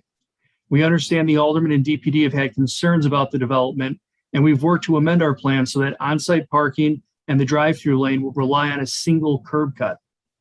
The idea was a way to better control the cars that come to and from the property with one common point of ingress and egress. As the recommendation letter from the Department of Planning references, had the building been, as we initially proposed, pulled to the front of the property with a larger patio space, it would have necessitated 2 curb cuts in order for the drive-through lane to work or function in any efficient manner. So we made the decision, because pedestrian safety was cited as one of the more primary issues, to reduce the curb cut total and rely on a single cut. The revised plan set was sent to DPD on September 13th, and it appears that's the correct plan set on this screen today. And with that, again, if you want to maybe swear in all 4 of the witnesses, I can start testimony from there. Yep, sure. And Alderman Thompson is on for this one. So Alderman, I just want to ask you again, if you'd rather, at which point in the process you want to be heard? Thank you. I'll wait again until the end. Okay, perfect. Okay, Nick, I'll get everyone sworn in. So first up, Sanjeev Katu, can you please state your name and address? Yeah, my name. I don't have much of a voice, so my wife's gonna talk for me. That's okay. Okay. Name Sanjeev Katal, Okay, and address please too. 516 Jean Darfler Court in Naperville, Illinois, 60565. Great. And is this Miss Katal? Yes. Okay, so I'm going to swear you in as well as an interpreter. So will you state your name, please? Sweta Katal. Okay, great. And Ms. Katal, do you swear to interpret truthfully the words that Mr. Katal is saying so much is required in this matter? Yes. Okay, thank you very much. Okay, so Mr. Katal, do you swear or affirm to tell the truth in today's proceedings? Yes. Yes. Okay, thank you very much. Okay, we'll go now to Nicoletta Scarlatus. Will you please state your name and address? Nicoletta Scarlatus, 5405 West 127th Street in Crestwood, Illinois. Thank you, and do you swear or affirm to tell the truth in today's proceedings? Yes, I do. Thank you. Okay, we've got Kareem Musawir. Will you, actually, Kareem, you are sworn in and we've acknowledged your expertise. So will you just let us know that you're on? I'm on. Thank you, sir. Great. Okay. And Michael Worthman, please state your name and address.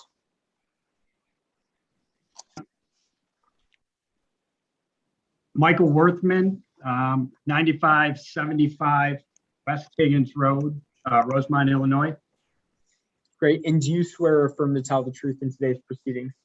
I do. Thank you. Yep. Thank you. Sanj, you're the manager of the applicant, Rainier 31st Halsted LLC. Is that right? Yes.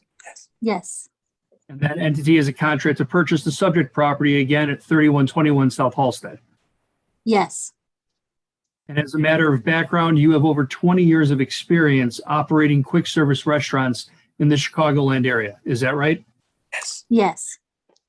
You currently own and operate 26 stores in the city, including the Dunkin' Donuts located at 749 West 31st Street, correct? Yes. The 749 location is a walk-in service location with no drive-through component. Is that right? Yes. And it's relevant in this case because it's located at the in the retail center at 31st and Halsted, which is about 150 feet away from the subject property. Is that right? Yes. And your plan is to relocate your store to the subject site. Yes. Yes. And the reason you're doing that is because the subject property has potential for incorporating a single lane drive-through to serve the building. Is that right? Yes.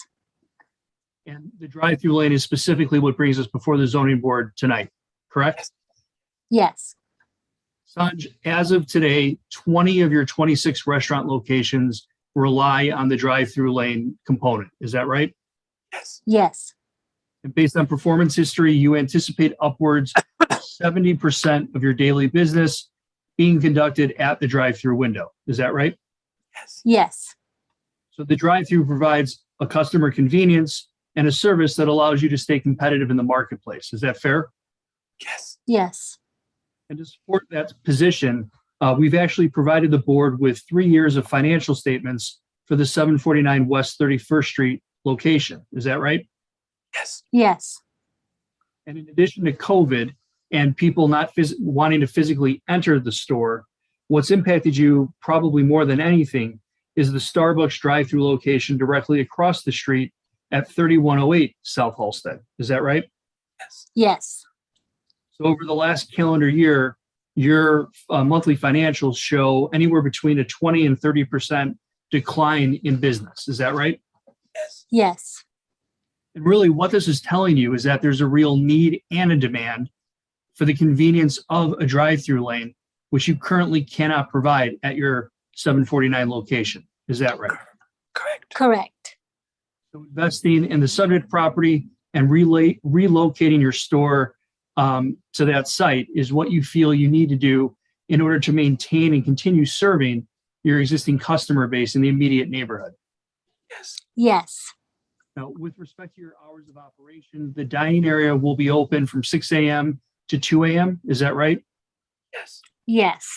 And the drive-through lane will operate 24 hours a day. Is that right? Correct. With respect to staffing, the relocation will allow you to retain 10 of your current employees and hire an additional somewhere between 10 and 12 new employees to help run the new store. Is that right? Yes. And again, those positions range from shift workers to managers, full-time and part-time, correct? Correct. And with respect to the general concern about pedestrian safety, you've operated quick service restaurants again for a period of 20 years and currently at 20 different locations. Is that right? Yes. And thankfully, during that entire time frame, you've not had one single pedestrian incident involving one of your drive-through lanes. Is that right? That's correct. Knock on wood. That's correct. You're confident that you'll be able to operate the proposed drive-through lane in a very safe and efficient way. Is that right? Yes. And Sanj, before we conclude your testimony, is it true that you circulated a petition in support of the proposed drive-through at the subject site? Yes. And over about a 2-week period, you obtained over 1,000 signatures from 11th Ward residents and employees in support of the project. Is that right? Yeah, it took less than 2 weeks, but yeah. Yes, it took less than 2 weeks, but yeah. And Mr. Chairman, a copy of that petition was submitted with our findings of fact. So again, you should have a copy of that available for review. I would like to point out that a majority of the people who signed the petition provided their addresses. However, a number of the police officers who work directly across the street at the 9th District for security reasons did not provide their addresses. I just wanted to make sure we explained why some of the signatures and names did not come with an address as well. Sanj, it's your understanding that my office filed witness statements on your behalf in this case? Yes. And if you were to continue to testify, your testimony would be consistent with the statements we provided. Is that right? Yes. Great. Nicoletta, Yes, I'm here. you designed both the original program and the redesign for the proposed restaurant and drive-through lane at the subject site. Is that right? Yes, that's correct. And again, in working with our traffic consultant, site access has been reduced from 2 proposed curb cuts to 1. Is that right? Yes. And you've also limited the proposed single curb cut, the exit only, to be a right turn only on a northbound South Halsted. Is that right? Yes, that's correct. And again, these edits or changes were made on the advice of our traffic consultant to better ensure the control of the cars coming to and leaving the property. Is that right? Yes. And frankly, we made those changes as a way to attempt to address concerns raised by both the alderman and the Department of Planning and Development. Is that fair? That's correct. Now, in addition to the drive-through, your plan provides code-compliant landscaping, fencing, and 5 on-site parking spaces for customers who want to go into the store. Is that right? Correct. And it's your professional opinion that the redesign will work in a very safe and efficient manner. Is that true? Yes. And Nick, is it your understanding that my office filed witness statements on your behalf in this case? Yes. If you were to continue to testify, would that testimony be consistent with the statements we provided? Yes, it would. And Nicoletta, before I let you go, you heard the department's recommendation letter and the concerns raised regarding how the building orients itself toward Halsted Street. Is that right? Yes. And is it true that our original design and actually iterations thereof oriented both an open patio as well as the building closer to Halsted, but in those edits or those iterations, it necessarily required 2 points of ingress and egress. Is that right? Yes, that's correct. So the idea was, let's control vehicle access through one curb cut and relocate the building so that that one curb cut can function around the building. Is that right? That's correct. Thank you. Mr. Chairman, my next witness would be Mr. Kareem Musawir. Yes, Nick, I'm here. Okay, Kareem, the scope of your assignment in this case was to determine whether the requested special use would comply with the general criteria for special use as set forth in the code. Is that right? That's correct. And you physically inspected the subject property in the immediate area? I did. And Kareem, can you very briefly describe the makeup of the subject area? Yes. So the subject area is presently a vacant lot. Next, just south of this subject site is a parking lot, which serves a restaurant to just south of that. Across the street on the south side, west side of the street, practically for the majority of the block is a Chicago Police Department. Immediately in front of subject site on the west side of the street is a Starbucks restaurant with a drive with 2 lanes, one in, one out, and a patio in front of that. And then there's a on the north end of the block where the subject is proposing to locate is a mall where the operator presently operates out of a strip mall facility. There's a gas station across the street from that to the north. Go ahead. No, I'm sorry to interrupt, but the point is, between our property north to 31st Street, there are at least 6 other curb cuts or lanes, curb cut lanes or driveways, I'm sorry, providing vehicle access onto properties. Is that right? Yes. And again, that includes the police station, the 9th District Police Station directly across the street, the current location of the Dunkin' Donuts store at 749 West 31st Street, as well as the Starbucks and at 3108 South Halsted. Is that right? That's right. And then there's a bank. And Kareem, based on your in-person inspection and your familiarity with the applicant's business, is it your professional opinion that the proposed special use will meet all of the criteria for approval? For special use, yes, sir. And more specifically, again, provided the special use is approved by the board, the special use as a whole will comply with the other applicable standards of the ordinance. Is that right? That's correct. You believe the use will serve the public convenience and will not have a significant adverse impact on the general welfare of the neighborhood. Is that right? Well, because due to COVID and other things that's going on, sit-down facilities are far less convenient for customers than the drive-through facilities.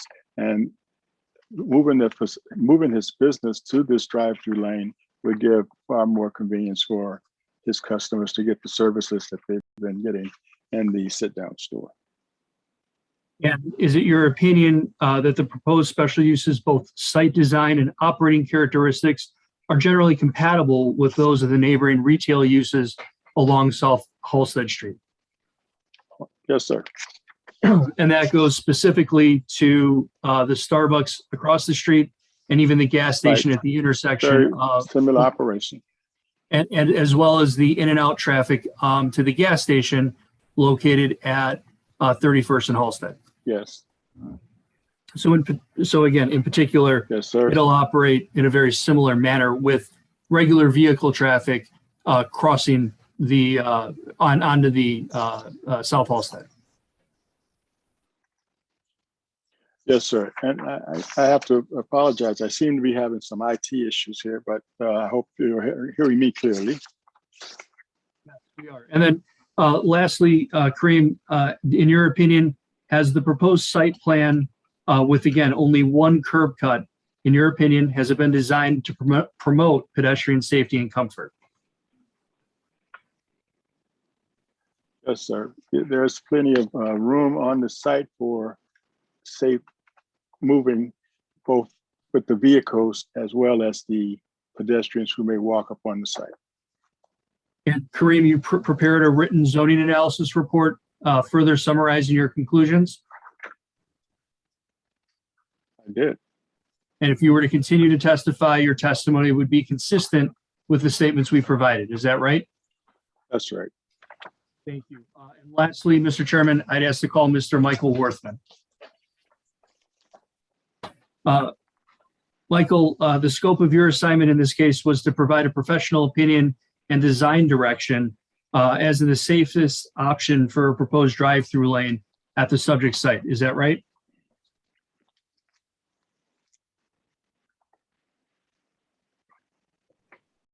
Michael, I think we've got you on mute.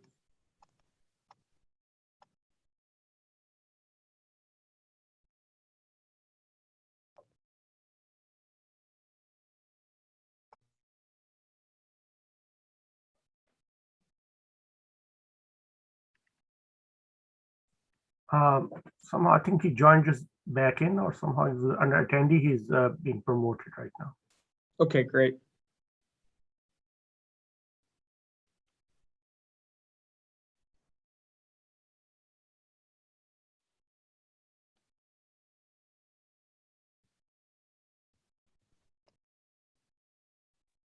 Hi, can you hear me now?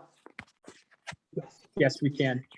Sorry, I lost power at my house and I'm on a cell phone now. Thank you. we appreciate the effort. It's been one of those evenings. Yes, it has. Okay. Yes to your question, Nick. Sorry about that. So again, you were here to provide an opinion and design direction on how the site can operate in a safe and efficient way. Is that right? Correct.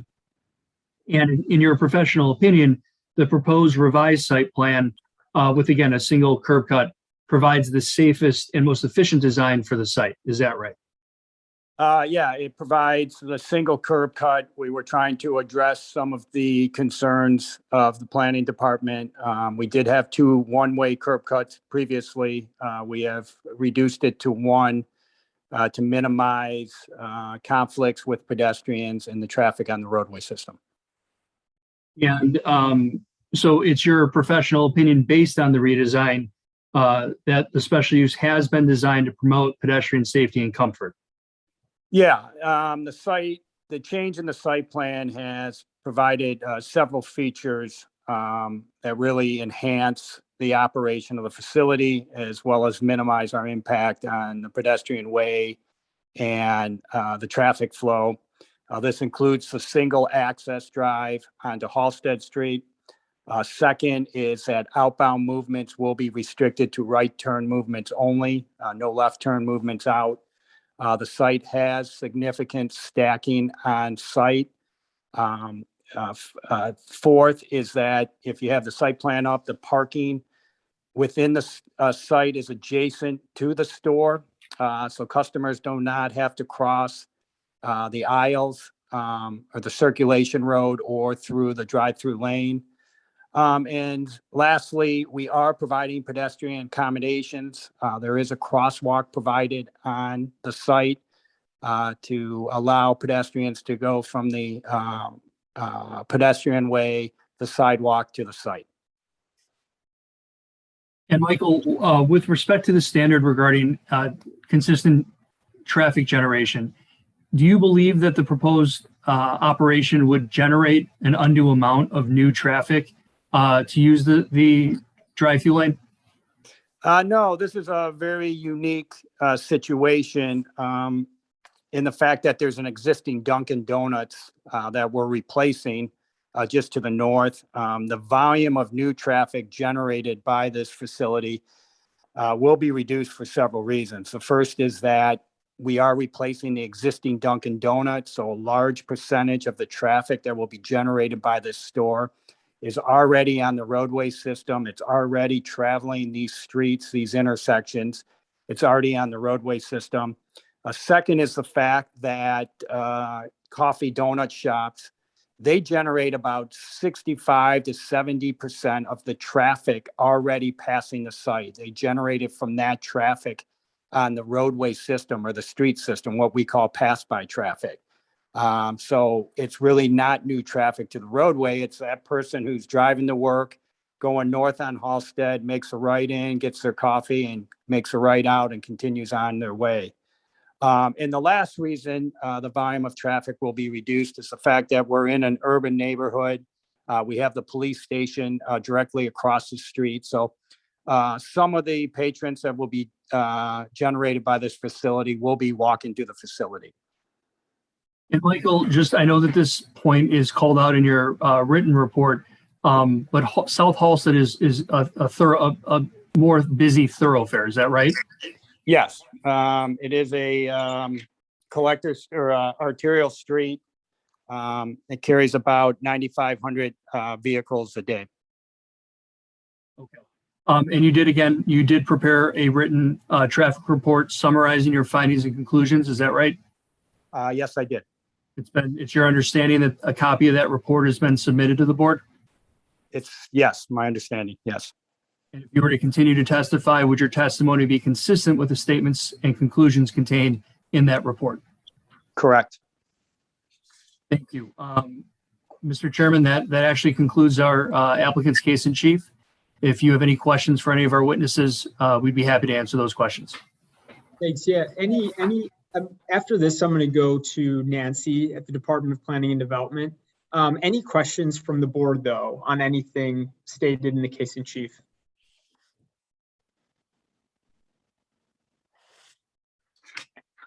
Okay, let's, Nancy Radzovich, are you still on? I am. Great. Okay, and Nancy, you're still sworn in, just for the record. But because there was an extensive department recommendation of denial on this, I just wanted to hear from you with that hat on. Yeah. So what I wanted to do is kind of try to organize my thoughts based on the criteria, because that's obviously what you need to use to evaluate this application. And I do want to just reiterate that the code says that the special use is to meet all of these criteria, and DPD does not believe it meets all of the special use criteria. One of the ones that we believe is deficient is this in the interest of public convenience, and that it would not have a significant adverse impact on the general welfare of the neighborhood. And we believe it would be. In consultation with our CDOT staff, specifically Bill Higgins, who did the review on this, we were very, very concerned with the moving and having a drive-through and having the mid-block traffic. And the concern is this type of use has a high frequency. It's quick turnover. Yeah, people coming in, people coming out. That is the whole goal of the drive-through, which is the whole reason why this property owner clearly wants to move from an area that doesn't have a drive-through, is to get people in and out and to pick up that traffic. Having that come through as a mid-block traffic obstacles really does adversely impact not only the vehicular traffic flow, but the bike flow, we talked about this being a designated bike route, and it also impacts the pedestrians that might be walking through the site. I think there was a comment that, you know, they combined this into one curb cut versus two to try to help it make it better. The volumes and at the peak times are going to be the same regardless. So there's still going to be that impact of the traffic volumes coming out mid-block on the traffic flow. The other thing I wanted to talk about is the character in terms of site planning and project design. And as I mentioned, or as we mentioned in our staff report, the site planning is not consistent with, and again, the mid-block commercial development. And that's what we're talking about. This is a mid-block commercial development. Everything else on this block is up on the street. The buildings approach the streetscape. They include pedestrian entries right at the street. It maintains a solid streetscape along that line. And understanding this is a vacant parcel, but you know, if it were developed to be consistent with the rest of the block, it would also have that same building aligning the street like the other mid-block commercial uses in this area. Let me see, what else do I have here? Yeah, and these buildings are designed to accommodate the pedestrians on the sidewalk, as well as perhaps the parking for the businesses. I do want to point out that there was a reference to there being multiple curb cuts already on the block. And what we're really getting at is, and I'll use the parking lot for the restaurant just south of here, is that's a sit-down restaurant. So you're not getting the high volumes of traffic coming out all the time at the peak times. That's the concern here, is the mid-block drive-through impeding pedestrian, vehicular, and bicycle traffic coming through. I did want to just point out also that, you know, I think it's not a valid argument to say that, you know, with COVID, you want to try to help accommodate people in cars, because again, that's a temporary situation. You know, we should be having restaurants that serve both pedestrians as well as the vehicles evenly. And to that point, character, is it compatible with the character of the surrounding area in terms of operating hours? Operating hours are obviously going to be earlier than what's there right now. But also, is it compatible with the character of the surrounding area in terms of traffic generator? And again, you know, I heard what the traffic consultant said. I would question how the volume of traffic is going to be reduced, because my understanding is the whole reason behind this application is that he is trying to market and capture more people through the drive-through versus what he might have right now in his pickup store. And again, the high volumes with the traffic and the quick turnaround is problematic, again, because it's a mid-block location. I'd say this is also contrary to the traffic patterns for the other mid-block commercial properties in this area. Again, you've got 2 sit-down restaurants. Those tend to have people coming in. Yes, they have takeout, but those people will come in, grab stuff, go out. Primarily, those are restaurants, sit down. You're not getting the high volumes of traffic coming through.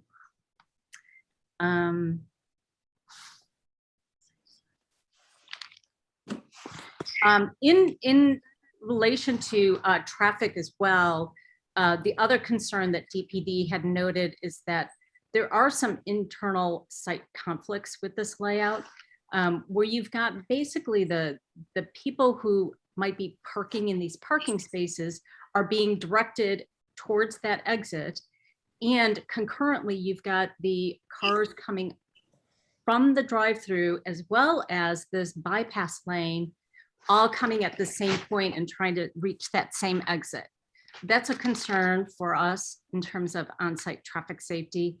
And then we also noted that at peak times, and just based on testimony that we've heard from many other operators, of these types of fast food, coffee and restaurants, that even though the queue in the code says you only need to show for 3 spaces, most of these, again, high volume fast food and coffee places at their peak time will have queues that extend beyond 7, 8, 9 cars. So this queue will actually block, we believe, part of the parking spaces during their peak times, which would inhibit people to get in and out who want to actually drive and park to go into the store.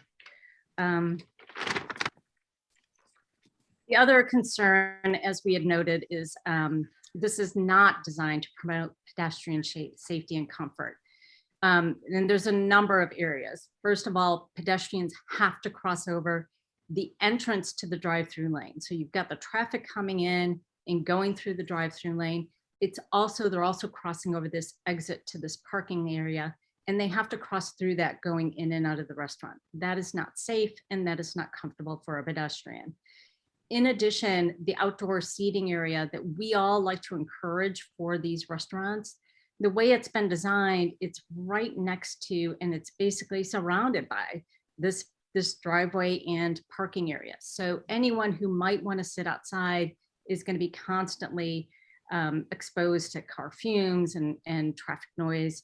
And it's just not, again, a comfortable place for pedestrians. That being said, with outdoor areas, we also try to encourage some sort of landscape screening or something, and there's just nothing there to protect the pedestrians from the noise and the volume. In terms of both the project design, traffic, and public convenience, again, those on-site conflicts are problematic. And then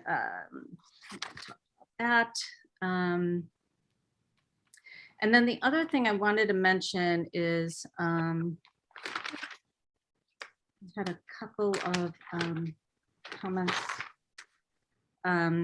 Again, the other curb cuts, those are not going to be for such a high volume at times where you've got cars coming in and out. And even though you've got a Starbucks up on the corner, you've got a strip center up on the other corner, those are closer to the intersection. So both pedestrians and bikers and cars traveling up and down the street would have an expectation as you're closer to an intersection that there's going to be some cross traffic, not necessarily high volumes of traffic at a mid-block location. I think I've covered everything in our report. Okay, I'll leave it at that. Okay, yeah, do any members of the board have questions for DPD on this? I've got a question on the issue of the Starbucks. Could you maybe explain a little bit more what, if any, differences there are? You mentioned one being the location, Starbucks being closer to the corner than where the proposed Dunkin' Donuts would be, but other differences between the two locations? Yeah, and I'm going to say that is by far one of the biggest differences, is that it is in fact at a intersection, and that's where we're seeing a lot more of these drive-through locations, because again, that's where you're expecting the traffic to come in and out. You've got a signalized or stop up at that area. So you've got more traffic control also for any traffic that is coming in and out of those areas. For this, it's the other piece of this is you've got all these buildings that are coming up right against the street for these mid-block commercial buildings. So somebody on a bike or a pedestrian is not going to be expecting to have this traffic coming out midpoint and at the frequency they would see. Objection, speculation. We believe that they would not expect that. Okay. Yeah, Nancy, you can keep going and just watch the language. Yeah. I mean, that's really I think one of the biggest distinctions is, as we know with special uses, is this use as proposed appropriate for this particular site? And, for this particular site, given its location, given its proximity to the other commercial uses, the bike route, et cetera, we believe it doesn't meet the standards for the special use here. Okay, any other questions for DPD? Yeah, this is Ann McDonald. Just a follow-up question with regard to the Starbucks, and maybe the applicant could address this. It was my understanding that Starbucks wasn't actually at the corner and that its entryway both entered and exited onto Halsted in essentially the same fashion as the original plans for this Dunkin' Donuts. So I'm wondering if we could get a little clarification that the traffic pattern for that business is essentially the same as what's planned here.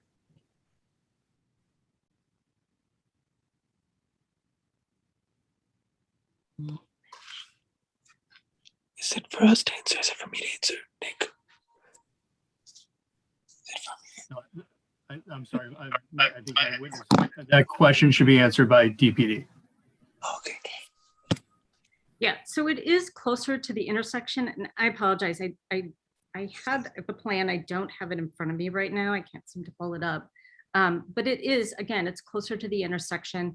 You've got a lot more relief in terms of visual sight lines to be able to see the access coming in and out of there as you're moving up and down the street.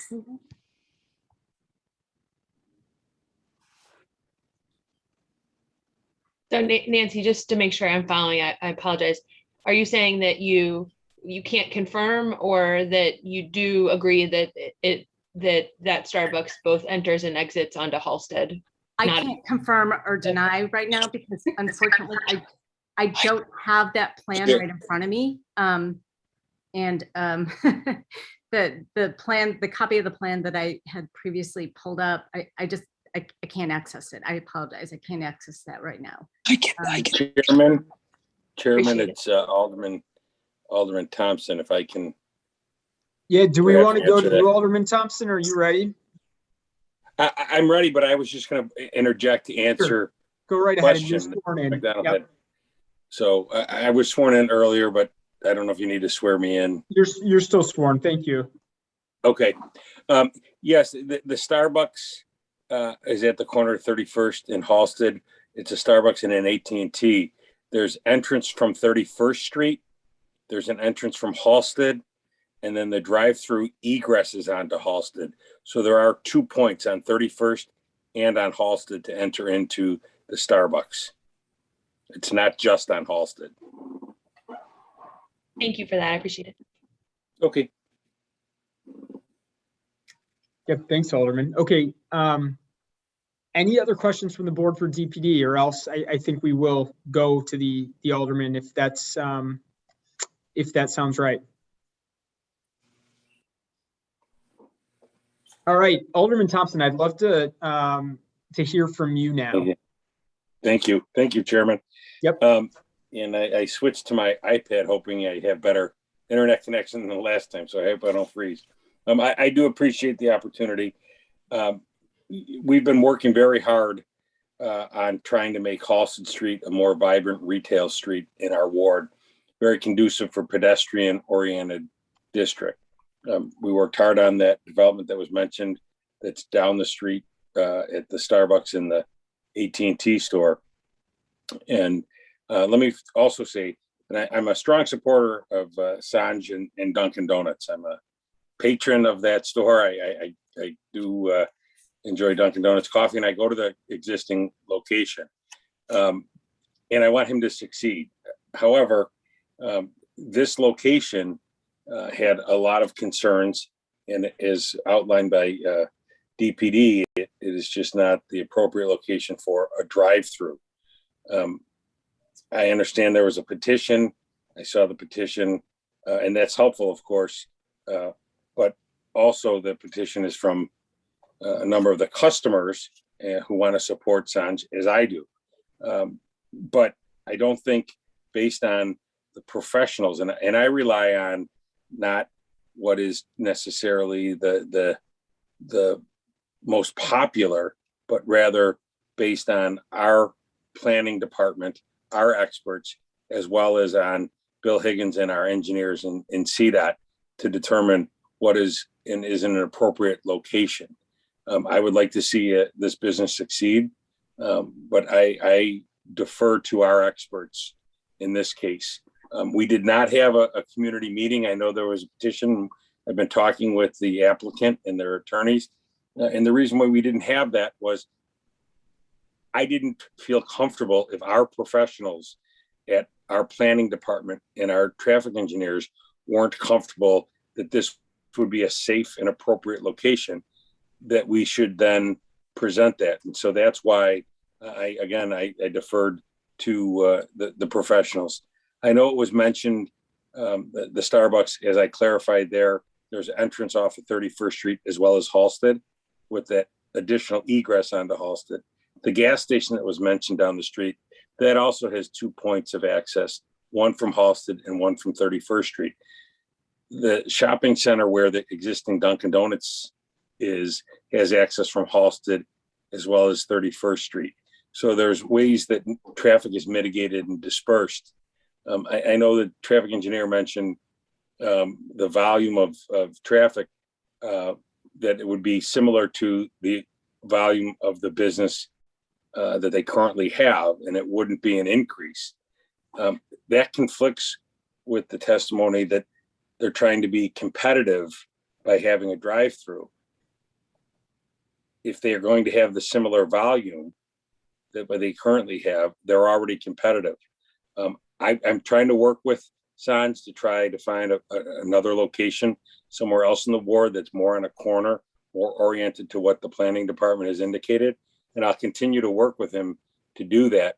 But my concern is for the district here and our pedestrian oriented developments that we're trying to create along Halsted Street, where we've gotten some traction. So I would respectfully request that we defer to the city's planning department and the Department of Transportation in their recommendation that an in-block drive-through would not be appropriate.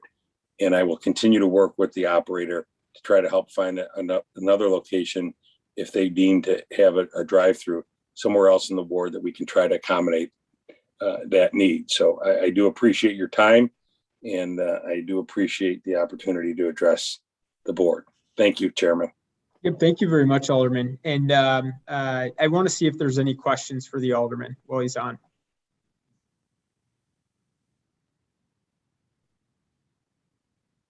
Okay, Alderman, great. Thank you. Thank you very much for hanging out on these matters this late. We really appreciate the input. So let's go back now to the applicant.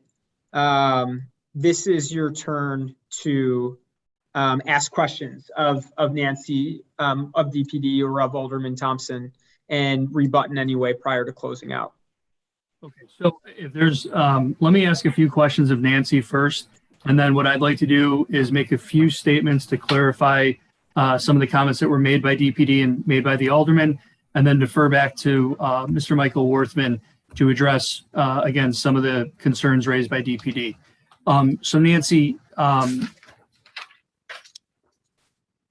we've talked about the Starbucks location, and we know that it's been in operation for about a year. Is that right?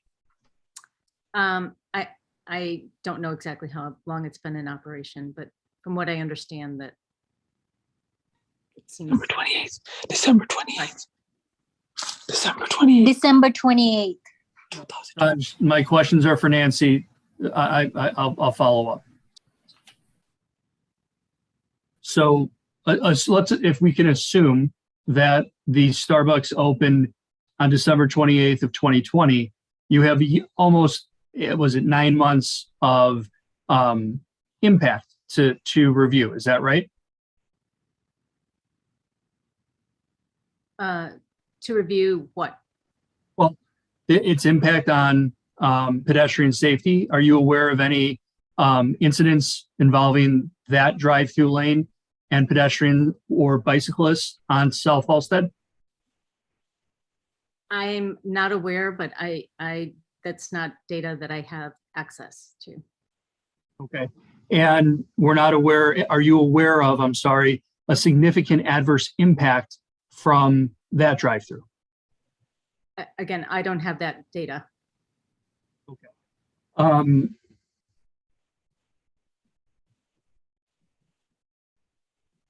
Okay, and you made comments about sightlines. Are you aware that the proposed building, the one-story restaurant building, is purposely set back from the front property line on Halsted Street? I'm sorry, which one?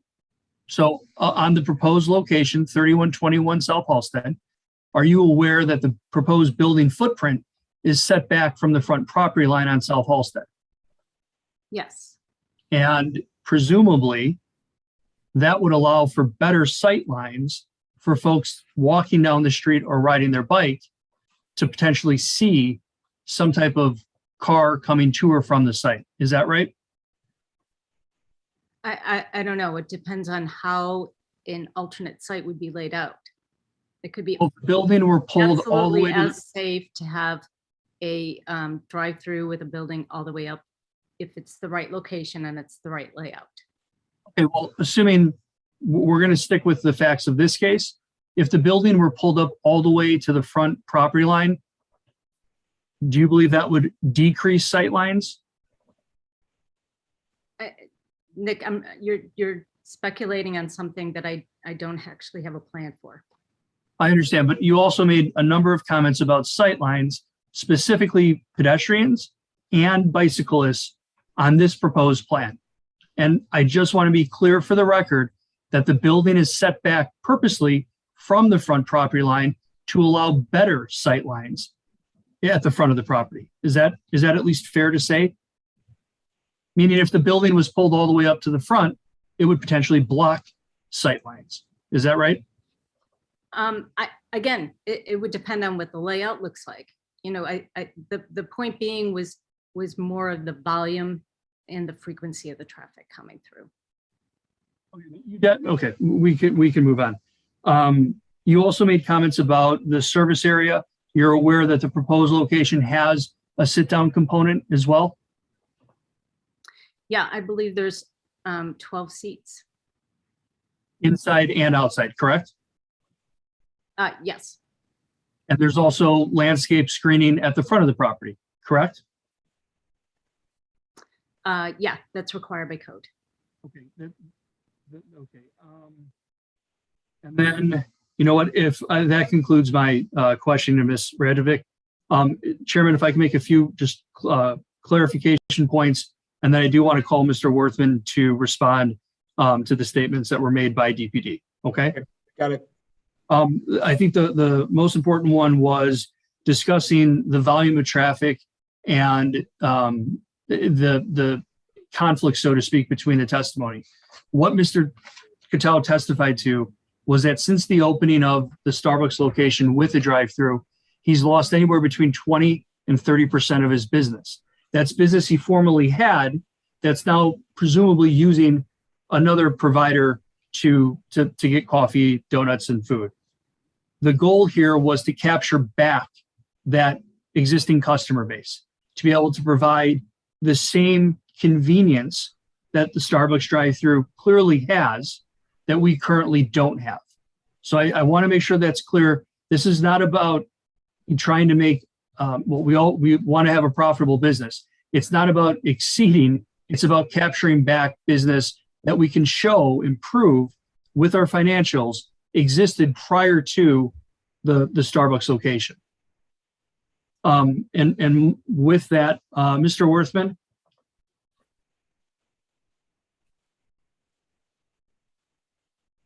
Mike, you might be on mute. Oh, can you hear me? Yes. Okay. During DPD's testimony, there were comments about the benefits of being closer to the intersection versus the mid-block operation. I know that your report speaks to that. Can you please respond to those questions or those statements made by DPD? Yeah, first of all, we work with CDOT and DPT all the time and respect all of their opinions and everything that's said. First, I'd just like to indicate, I did not say that there wouldn't be an increase in traffic. I was just saying, what I meant to say is the site is not going to generate all new traffic. A large portion of the traffic that will be generated by this facility, a portion of it is already generated by the existing Dunkin' Donuts. So I just wanted to make that clear. As it pertains to mid-block locations, there are many commercial developments located at mid-block locations in the city of Chicago and in the Chicagoland area. These include coffee donut stores like we have proposed here, fast food restaurants, gas stations, similar high volume or higher volume traffic activity as the planning department indicated. In fact, just north of 31st Street, just north of our site, there are two high generating developments that are mid-block location. On the east side of the street, you have a grocery store. And on the west side of the street, you have a shopping center, a rather large shopping center. Both of these developments only have access onto Halsted Street with several of the access drives crossing the bike lane.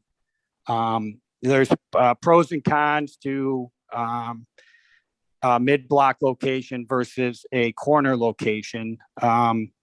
One of the pros of being at a mid-block location is you're generally away from the queues that occur at a signalized intersection. When you're right at the intersection, like the Starbucks, you got to cross an additional lane of traffic because there's a left turn lane. And then you have the queue when the light turns red. You got to wait till the traffic clears, and it can be difficult at times to make those maneuvers. When you're at a mid-block location, you're typically further from the intersection, and you don't have to worry about the queues from the intersection. And Mike, there were comments made about the bypass lane. Is it your understanding that the bypass lane is more of a emergency type basis? It's not regularly used as part of the drive-through? Yeah, a couple of things, if I can, Nick, about the internal circulation. We do provide 7 to 8 stacking spaces before we block the parking spaces or before it extends in front of the parking spaces. This is similar to the amount of stacking that Starbucks has. I believe they have 7 or 8 vehicle stacking until it backs up into their parking. So we have the same amount of stacking that the Starbucks does. As opposed to the conflict at the internal intersection, we don't see that as a conflict. It's a typical T intersection that you see in any shopping center. It's a very low speed intersection. There's excellent sight lines. So we don't see it as a conflict. It's similar to what you find at any shopping center, any similar type development. Thank you, Michael. Chairman, that concludes the questioning, rebuttal questioning for Mr. Worthman. Okay, thank you. So any additional questions from the board? I think I just have one, hopefully brief question for the applicant. A lot of talk about the drive-through, which is the only reason that we're here. Without the drive-through, does this Dunkin' Donuts even get built? $1.4 million investment just to purchase the property, plus the build-out costs. Without the drive-through, the new location or the relocation will not occur. Thank you. Thanks, Commissioner. So any other questions from the board? All right, Counselor, I'd like to close this one out. I think we have enough here. So we will take this under consideration and circle back tonight. Thank you so much. Yep, thank you very much, everyone. Thanks, everyone, for the time. Okay, going right back to Counselor Fatikas, though, to Counselor number 203-21-S, where, as a reminder, I have read the department's recommendation of approval. We were starting to swear in applicants and fell to a quick stop because the applicant in chief was not on. So I want to make sure that they now are. Yep, Hafiz Yaqub, I see.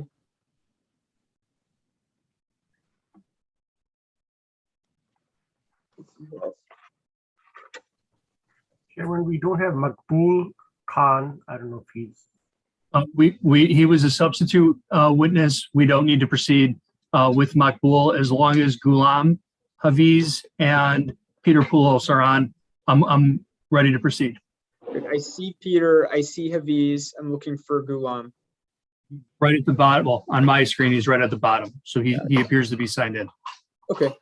Okay, good. And then we also have Alderman Cardona on this one. So Alderman, thanks for hanging on. And would you like to speak at the beginning or the end of this? Thank you, Chairman. I will speak at the end. Okay, great. Thank you very much. We will swear you in then. So Councilor Fatikas, with that, if you could. I did a brief introduction, again, just to give it a very quick overview. There's a current operating gas station at the hard corner. The owner or the applicant was able to purchase the property between the current gas station and the side street to the south. So we're now looking to extend and expand the gas station operation. The proposed car wash is a permitted use. The retail store is a permitted use, but the expansion of the gas station in the C1 district requires a special use. And that's our case. And with that, Hafiz, if you're on. Hafiz, you're currently muted.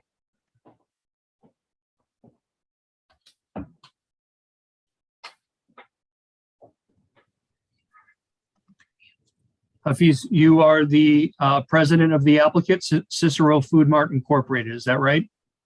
Yes. Okay. And let's get again, started. Nick, I'm sorry. Sure. No, you're fine. Hafiz, will you state your name and address, please? Hafiz Yaqub, 6752 LaPorte.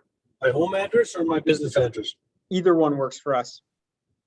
6752 LaPorte. Okay, great. And do you swear or affirm to tell the truth in today's proceedings? Yes. Thank you. And Hafiz, again, you are the president of the applicant? Yes. And you currently operate the gas station at the hard corner at 2734, is that right? Yes. And you are now looking to expand the site to cover the rest of the block to the south, is that correct? Yes. Combined, the site will contain 32,472 square feet of total lot area? Yes. And again, you're proposing to build a larger, more functional retail store and incorporate a single lane drive-through, I'm sorry, a single lane car wash. Is that right? Yes. And the gas station will continue to operate with 4 pumping islands. Is that right? Yes. You intend to operate the gas station 24 hours a day? Yes. You'll have limited access overnight for safety concerns to the retail store. Is that right? Yes. And then the car wash will operate on an as-needed basis between 6 a.m. in the morning and 10 p.m. at night. Is that right? Yes. Yes. And Hafiz, you've filed a witness statement on behalf of this case? Yes. And if you were to continue to testify, that testimony would be consistent with the statements we provided. Is that right? Yes. Yes. And my next witness is Ghulam Kamal. Ghulam, are you there? I'm here. Can you hear me? Yes. Yes, I can. Yeah. And Mr. Kamal, will you please state your name and address? My name is Ghulam Masum Kamal. I live at 163 Franklin Street, Bloomingdale, Illinois, 60108. Thank you. And do you swear or affirm to tell the truth in today's proceedings? Yes, I do. Okay, thanks. Ghulam, you are a licensed structural engineer in the state of Illinois? Yes, I am a licensed structural engineer and licensed professional engineer and professional of record for this project. And you were the one responsible for the redesign of the site that pulled the building further toward the side street and away from the hard intersection. Is that right? Yes. And that allows As for per our discussion, yes. and that allows for the sufficient vehicle movements on site currently with the design vehicle plan on the screen today. Is that right? Or on the screen right now? Is that right? Yes, it is. Yes, it is. And you believe that the gas station, car wash, and retail store will operate in a safe and efficient manner. Is that right? Yeah, based on these studies, yes. My office filed witness statements on your behalf in this case. Yes. And if you were to continue to testify, that testimony would be consistent with the statements we provided. Is that right? Yes, it would be. Thank you. And lastly, Peter, are you still on? Yes, I'm still on. Great. And Peter is sworn in and recognized for his expertise. Thank you. Peter, your assignment in this case was to determine whether the requested special use complies with the general criteria for special use approval. Is that right? That's correct. And you inspected the property and the surrounding area? Yes, I did. You prepared a written zoning analysis report summarizing your findings and conclusions? Yes. And it's your understanding my office submitted a copy of the report to the board. Is that right? That's correct.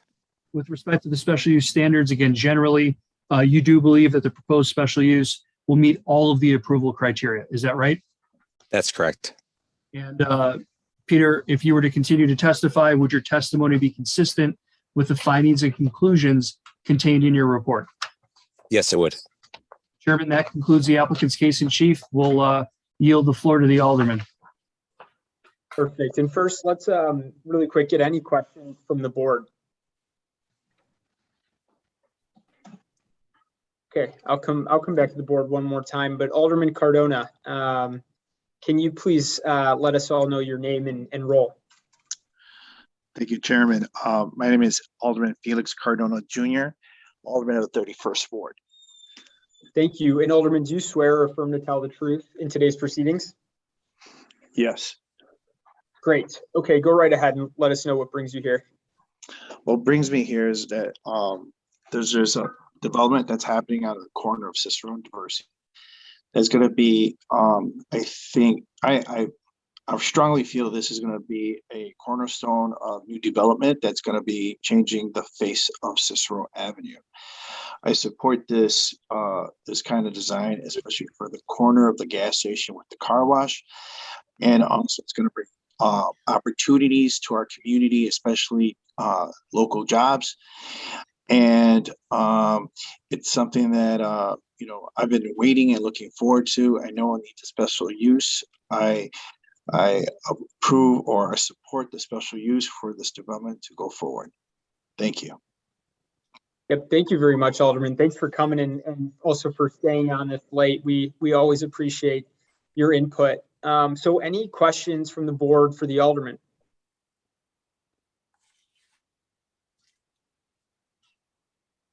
Okay, I think that's that. So, Counselor, again, we thank everyone for staying on. Unless you have anything else, we will take this under consideration. Thank you so much. Okay, awesome. Thank you very much, everyone. Thank you. Yep. Okay. We're going into our last string, and I think a few could be pretty straightforward. So everyone just keep going. We got this. So let's go to calendar number 285-21-S.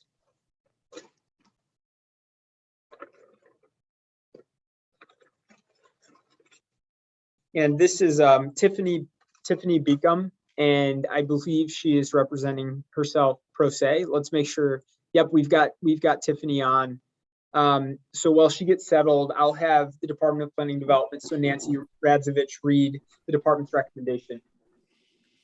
Thank you, Chair. Thank you. The Department of Planning and Development recommends approval of the proposed hair/nail salon. The department finds that this proposal complies with all applicable standards of the zoning ordinance, is in the interest of the public convenience, and will not have a significant adverse impact on the general welfare of the neighborhood. The department also finds the hair/nail salon will be compatible with the character of the surrounding area in terms of building scale and design and operating characteristics. Lastly, the proposed nail/hair salon is designed to promote pedestrian safety and comfort. Okay, great. Thank you so much, Nancy. So Tiffany, will you please state your name and address? Can you hear me? Yes, yes, we can. Okay, because I can't see myself, so I couldn't tell if I was on here. We actually see you too. Oh, cool. Okay. Yes.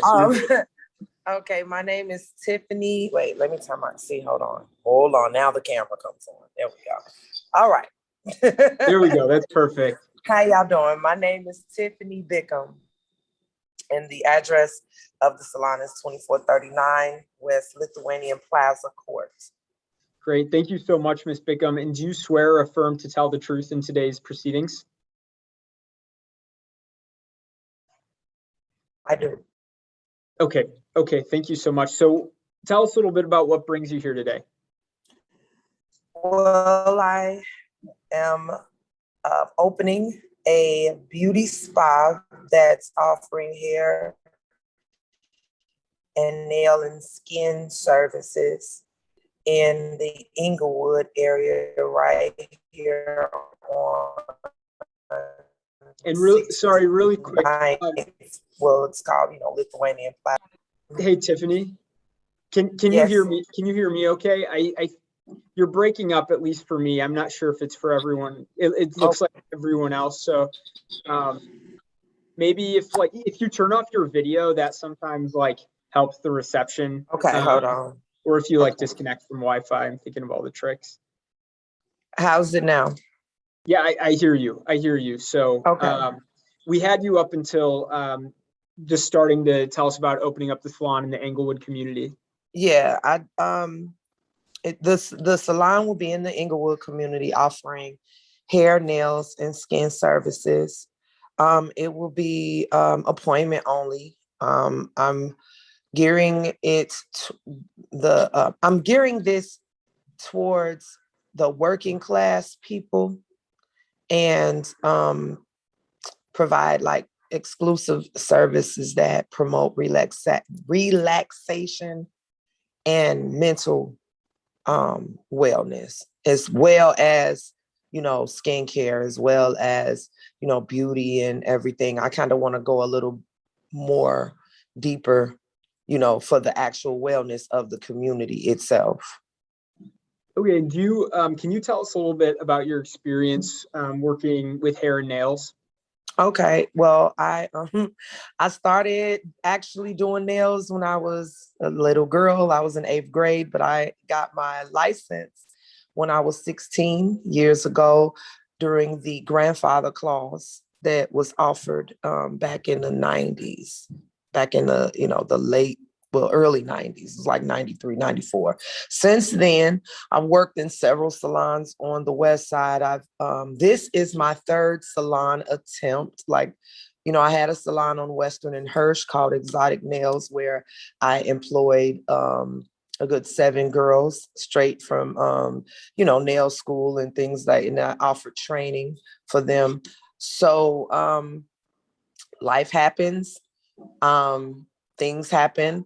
I end up, coming back into working for salons. So in between those times, I've worked in a nice amount of salons, starting from Maywood all the way from Brickyard Mall, North Riverside Mall, all throughout the West Side. So I'm very well known. I have a large clientele. I have a large audience on Facebook. I have a large following on Instagram. I have a following of 5,000 on my regular page. And then on Instagram, I have about 2 or 3 Instagrams that have a good 1,000 or so following. So I'm saying this to say, I am very knowledgeable about my craft and about working with people, customer service, and I try to stay well versed in going back to do my continual education hours to get more knowledge so that I can keep up with the times, and to make sure that I'm maintaining my professionalism at what I'm doing. So yeah, I've been in the industry for a while. Okay, and is this your first time running a salon? No, this is like I said earlier, the first time I had a salon was in 2002. Okay. And it was on Western and Hirsch. It was called Exotic Nails. Then I got a location, I forget what year that was, but I had a location on Roosevelt in Albany for a brief moment. And then I had a location in a suite on Roosevelt and Western. So I tried to scale it back, and then I would just go work for people. And not that I can't work for people, but my clientele is so big, you know, that it tends to, I just really need my own thing. And I have a lot of plans for health and wellness for my clients and for the community. I'm, like I said, I'm from the West Garfield area. I'm not from Inglewood, but there's the time that we need to bridge the gap between neighborhoods sometimes, because it's the same thing. We're all in Chicago at the end of the day. And I plan on adding to the community, not just taking from it. That's great. And just to get a few process questions out there, what do you intend your hours to be? Probably regular hours, 10 to 6 or 10 to 5, something like that. Not late.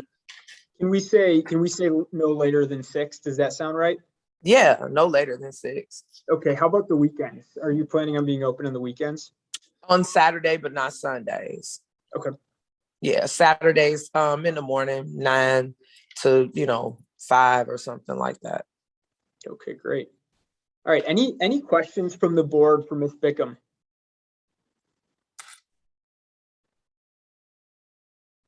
Okay, Ms. Bickham, thank you so much for staying this long into a lengthy meeting. We'll take this under consideration. Okay. And you'll get a response at the end of the night when we go back and vote. I know you said you're serving the Englewood community, so I've got to make a plug for the music festival tomorrow. If you're headed that way, I'll be down there. Okay, cool.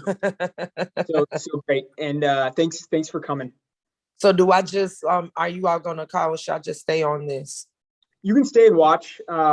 It might take a little bit more time, but we announce at the end of the evening. Okay. At the end of our matters. So you can stay on, or you can read it tomorrow. Okay. All right. Thank you so much, Ms. Bickham. You're welcome. Thank you. All right. So let's go to calendar number 302-21-F. Chairman, this is Ann McDonald again. This is the other one I'm recused and won't discuss or decide. Great. Thanks so much, Ann. Thanks for letting me know. We have Counselor Paul Kolpak on this one. I see Paul on, so I'm going to go ahead and read the department's recommendation.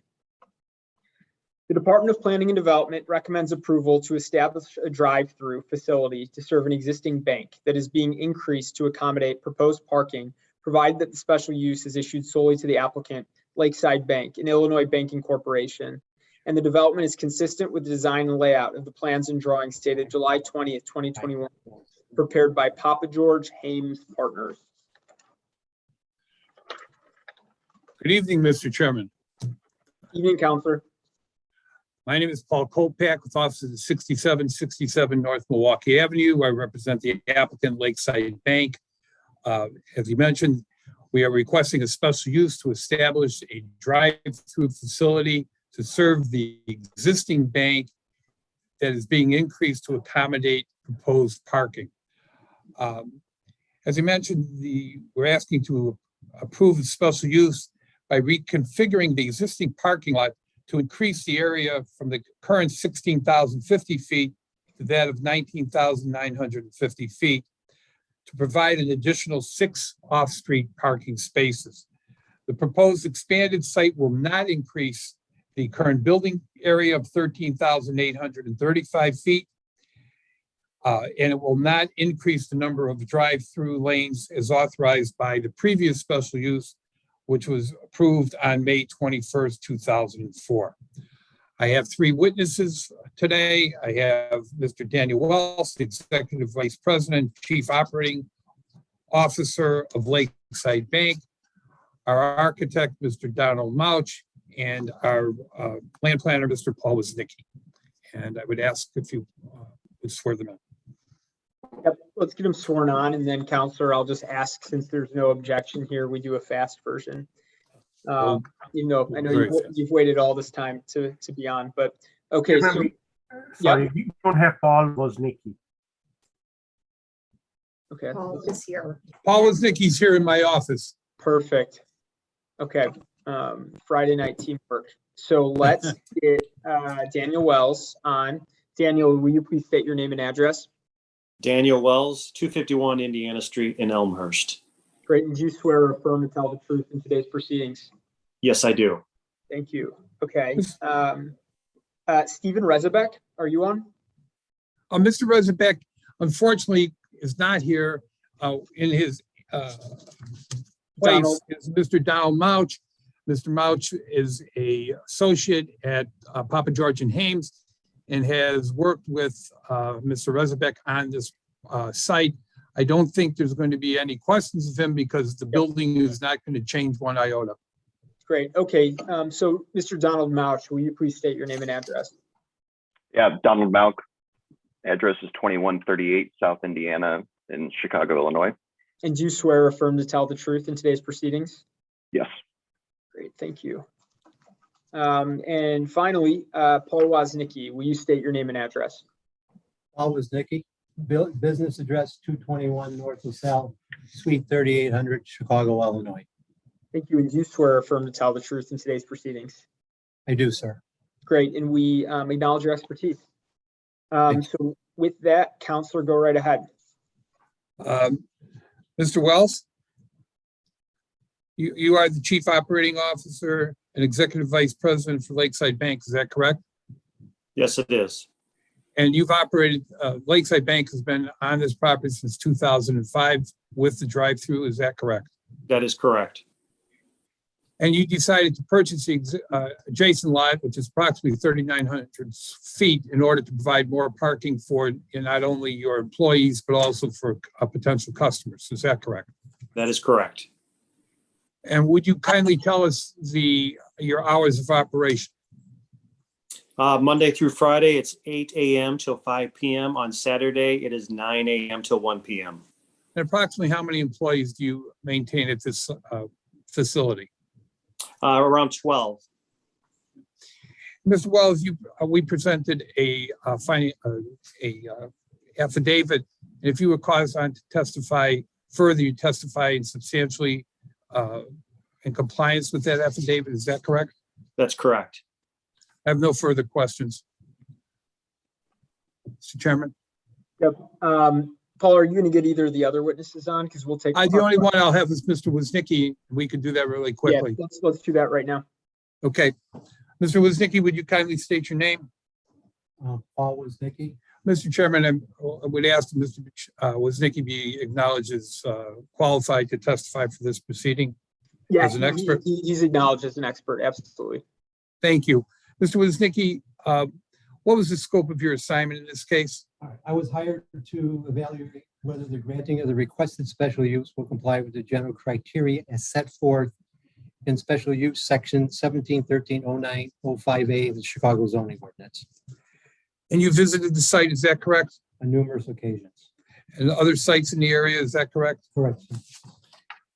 And based on in your opinion, does the requested financial service bank with drive-through and accessory off-site parking meet all the criterion of the general criterion for special use? It does, sir.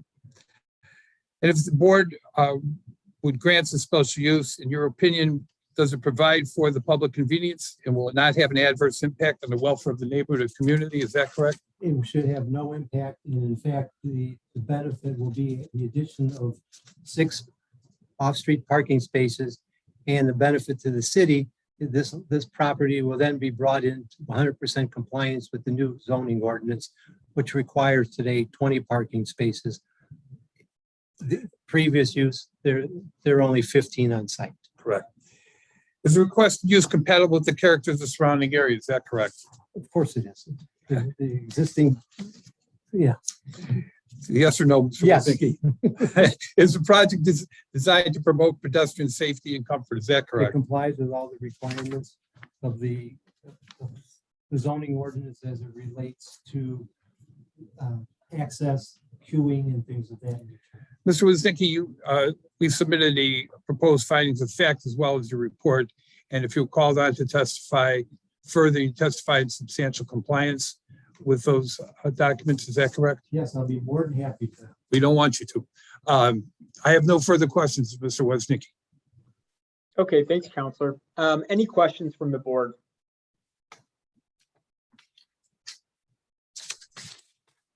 Okay, we're going to take this under consideration. So again, I like to thank people pretty deeply at the end of the night for staying on. So we appreciate your time.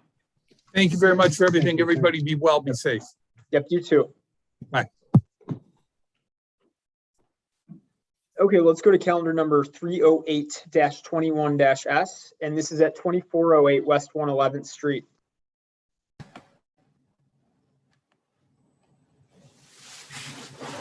Just make sure we have either Agnes or Mark on. Yep, I see Mark. So while I'm here. Great. Mark, I'm gonna go ahead and read the department's recommendation on this one. Okay. The Department of Planning and Development recommends approval to establish a one-lane drive-through to serve a proposed one-story fast food restaurant, Waldo Cooney's Pizza, provided that the special use is issued solely to the applicant, Waldo Cooney Inc., doing business as Waldo Cooney's Pizza, and the development is consistent with the site floor plan dated July 28, 2021, and elevations dated April 8th, 2021, prepared by Ridgeland Associates, Inc. Thank you. Mr. Chairman, Mark Kupiak, I'm the attorney for the applicant. My office is 77 West Washington. And as you had mentioned, this is an application for a special use to establish a single lane drive-through to serve an existing restaurant, Waldo Cooney's Pizza, which is actually a well-known, very popular restaurant at this location for many years. And in support of our case, I've got the following witnesses. I've got Gary Cooney on behalf of the applicant.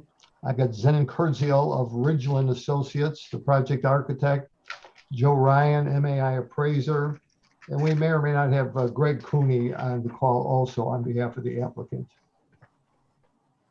Okay, great. Yeah, do you want me to run through and get them just sworn in one swoop? Because Mark, there's no objector on this, so I'll ask. I think that's fine, Mr. Chairman. I don't think this needs an overview. Good. Gary Cooney, will you state your name and address, please? Gary Cooney, 2410 West 111th Street, Chicago, Illinois, 60655. Thank you, Gary. And do you swear or affirm to tell the truth in today's proceedings? Yes, I do. Perfect. We next have Zenon Kurdziel. Zenon, will you please state your name and address?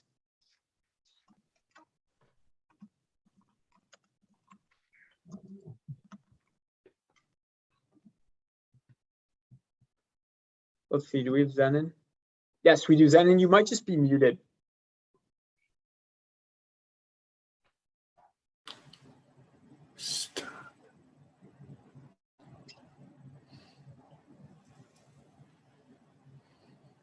I think Chairman, Zenon is frozen.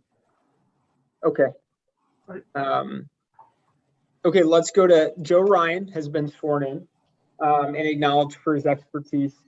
And Greg Cooney, will you please state your name and address? Greg Cooney's not available. Got it. That's right. Okay, so we've just got to get Zenon sworn in, I believe. And will you remind me, Council, what Zenon's role is? He's the project architect. Yep. All we have is a special use. He designed the plan and did the changes that the department wanted. Actually, the department accepted the site plan with those last changes, and you have their you have their recommendation. So he's actually done his work, but I thought I'd have him here if he was available. Yeah, luckily, I think we can see if he chimes in, Okay. if he gets unfrozen, but we have the appraiser, so I think we're fine. All right, sounds good. First witness then will be Gary Cooney. Gary, you there? Yes, I am. Please again state your name and address. Gary Cooney, 2410 West 111th Street, Chicago, Illinois. Gary, is it true you're one of the trustees of the trust that owns the subject property? Yes, I am. Also the president of Waldo Cooney, Inc., doing business as Waldo Cooney's Pizza. Yes, I am. And your company presently operates a restaurant at this location, correct? That's correct. And this location is at 111th Street and Artesian. That's correct.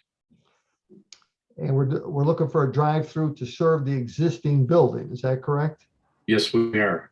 And how long have you operated at this location? We've been on that street for 37 years.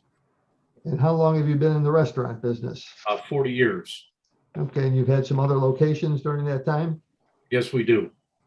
All right, and your menu includes pizza, whole pizza, pizza by the slice, and other menu items? That's correct. And based on your experience, is it your opinion that a special use for a drive-through facility would be convenient for your customers at this location? Yes, it would. Would be especially important now during the pandemic. Yes, it would be. Also would allow you to be competitive or more competitive with other restaurants that have drive-throughs. Very much so. And Gary, what would and again, this the traditional one-lane drive-through, you've got a speaker and to order, and then you've got the pickup window alongside the building. Is that correct? Yes. And what would your hours of operation be? Approximately 11 a.m. to 12 midnight. Okay. And Gary, did you reach out to Alderman Matt O'Shea? Yes, I discussed it with him. And he was familiar with your current operation. Is that correct? Yes, he is. And he gave you a letter of support? Yes, he did. Mr. Chairman, I believe you have a copy, and I think we sent along a courtesy copy just in case. Yep. Gary, you signed an affidavit in connection with the case here today? Yes. And we filed that affidavit on your behalf. And if I continue to question you, would your answers be consistent with that affidavit? Yes, they would. Okay, that's all I have of Gary. Oh, good. So if you could get on Joe Ryan, that would be great. Okay, we'll do Joe first. Joe Ryan next. Joe, you state your name and your address. Joseph M. Ryan, MAI, President, LaSalle Appraisal Group, with offices at 9455 South Horn Avenue in Chicago. And Joe, did you do a written report in connection with your testimony here today? I did. We submitted that on your behalf. Joe, you're familiar with the site and the proposed use? Very. Joe, in your opinion, is it true that a special use for a drive-through at this location complies with all applicable standards of the zoning ordinance? Yes, it does. Also true that a special use for a drive-through will not have a significant adverse impact on the general welfare of the neighborhood or the community? None whatsoever. And Joe, if I continue to quiz you, would your answers be consistent with the materials in your written report? Yes. Mr. Chairman, I think I would rest on that unless there was questions. Yeah, any questions from the board?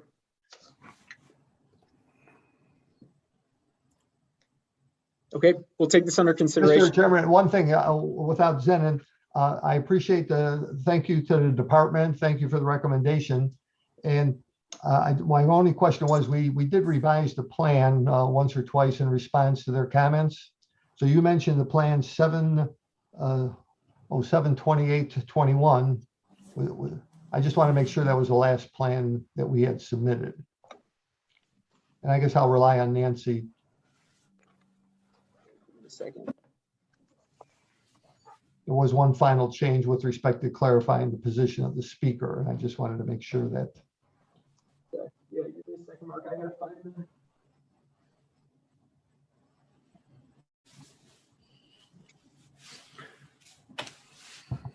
Okay. Got it. So you're talking about the department's recommendation? Well, they made reference to the plan. I just want to make sure, Nancy, that was the last revised plan that we had submitted. Yeah, That's we had gotten a plan from Agnes that just showed an additional extension of the queue, and that Okay, was good. it. Mhm. Good, that's the one then. Thank you very much. Sure. Great. Okay, perfect. Thanks, everybody. We'll take this under consideration. Thank you. Thank you. Yeah, thank you. Okay, I want to quick promote. So there's a Gregory Zeomic on for case 305. So Gregory, I'm promoting you right now.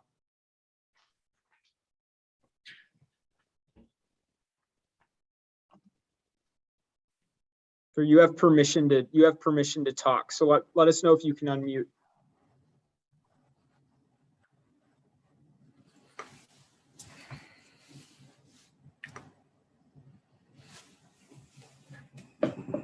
Okay, I'm hearing nothing, so I'll just say it out loud, just because Gregory's still on, but 305-21-S was continued at the beginning of the meeting. So Gregory, if you can hear, we won't be hearing that matter until November. All right, so let's keep moving. To calendar number 310-21-S. So do we have Counselor Tom Moore? Hello again.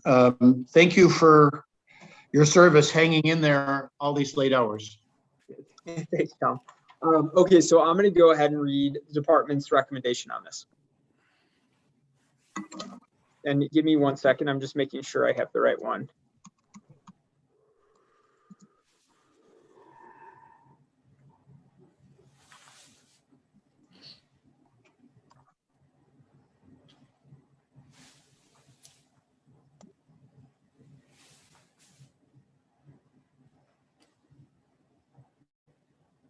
Okay, I'm going to go ahead and read the department's recommendation. So for 310-21-S, the Department of Planning and Development recommends approval to establish a transitional residence within an existing one-story building and rear two-story building, provided that the special use is issued solely to the applicant. GRO Community NFP. The development is consistent with the design and layout of the plans and drawings dated September 13, 2021, prepared by Gary L. Matthews, licensed architect. The facility is utilized as transitional housing and treatment exclusively for adult males recuperating from drug and alcohol addiction. There are no more than 8 adult male residents at any time. A minimum 5-foot high solid wood fence is installed along the property lines, and the final linkage agreement with the Department of Corrections is provided prior to the issuance of any building permits.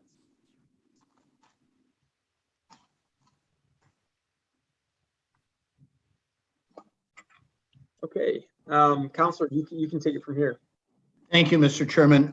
Hopefully I have Aaron Mallory, who is the CEO, and his would-be director, if we get approval, Andre Newsom, and Joe Ryan as our witnesses. Okay, perfect. Let's get the first 2 sworn in. So Aaron Mallory, can you please state your name and address? Yes, my name is Aaron Mallory. My address is 10628 King Drive. That's Chicago, Illinois, 60628. Thank you, Mr. Mallory. And do you swear or affirm to tell the truth in today's proceedings? Yes, I do. Perfect. Okay. Now we've got Andre Newsom. Can you state your name and address?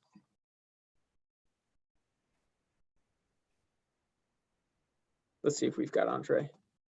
Oh, Andre, you might just be muted.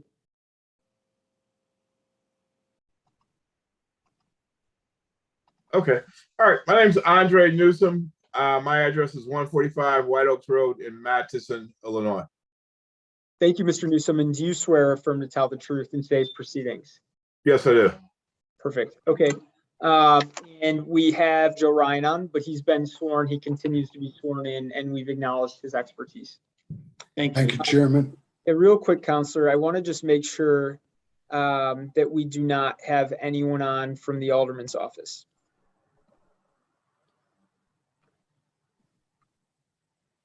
We did submit a letter from Carrie Austin's office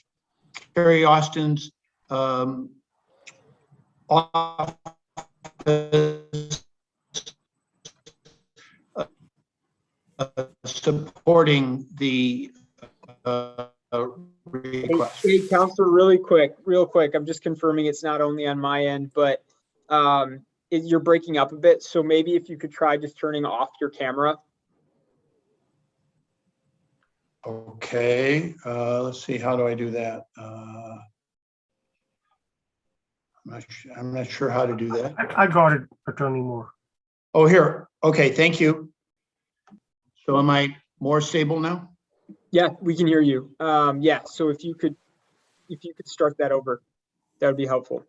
Oh, I was just telling you that we did submit a letter from Alderman Carrie Austin in support of this request.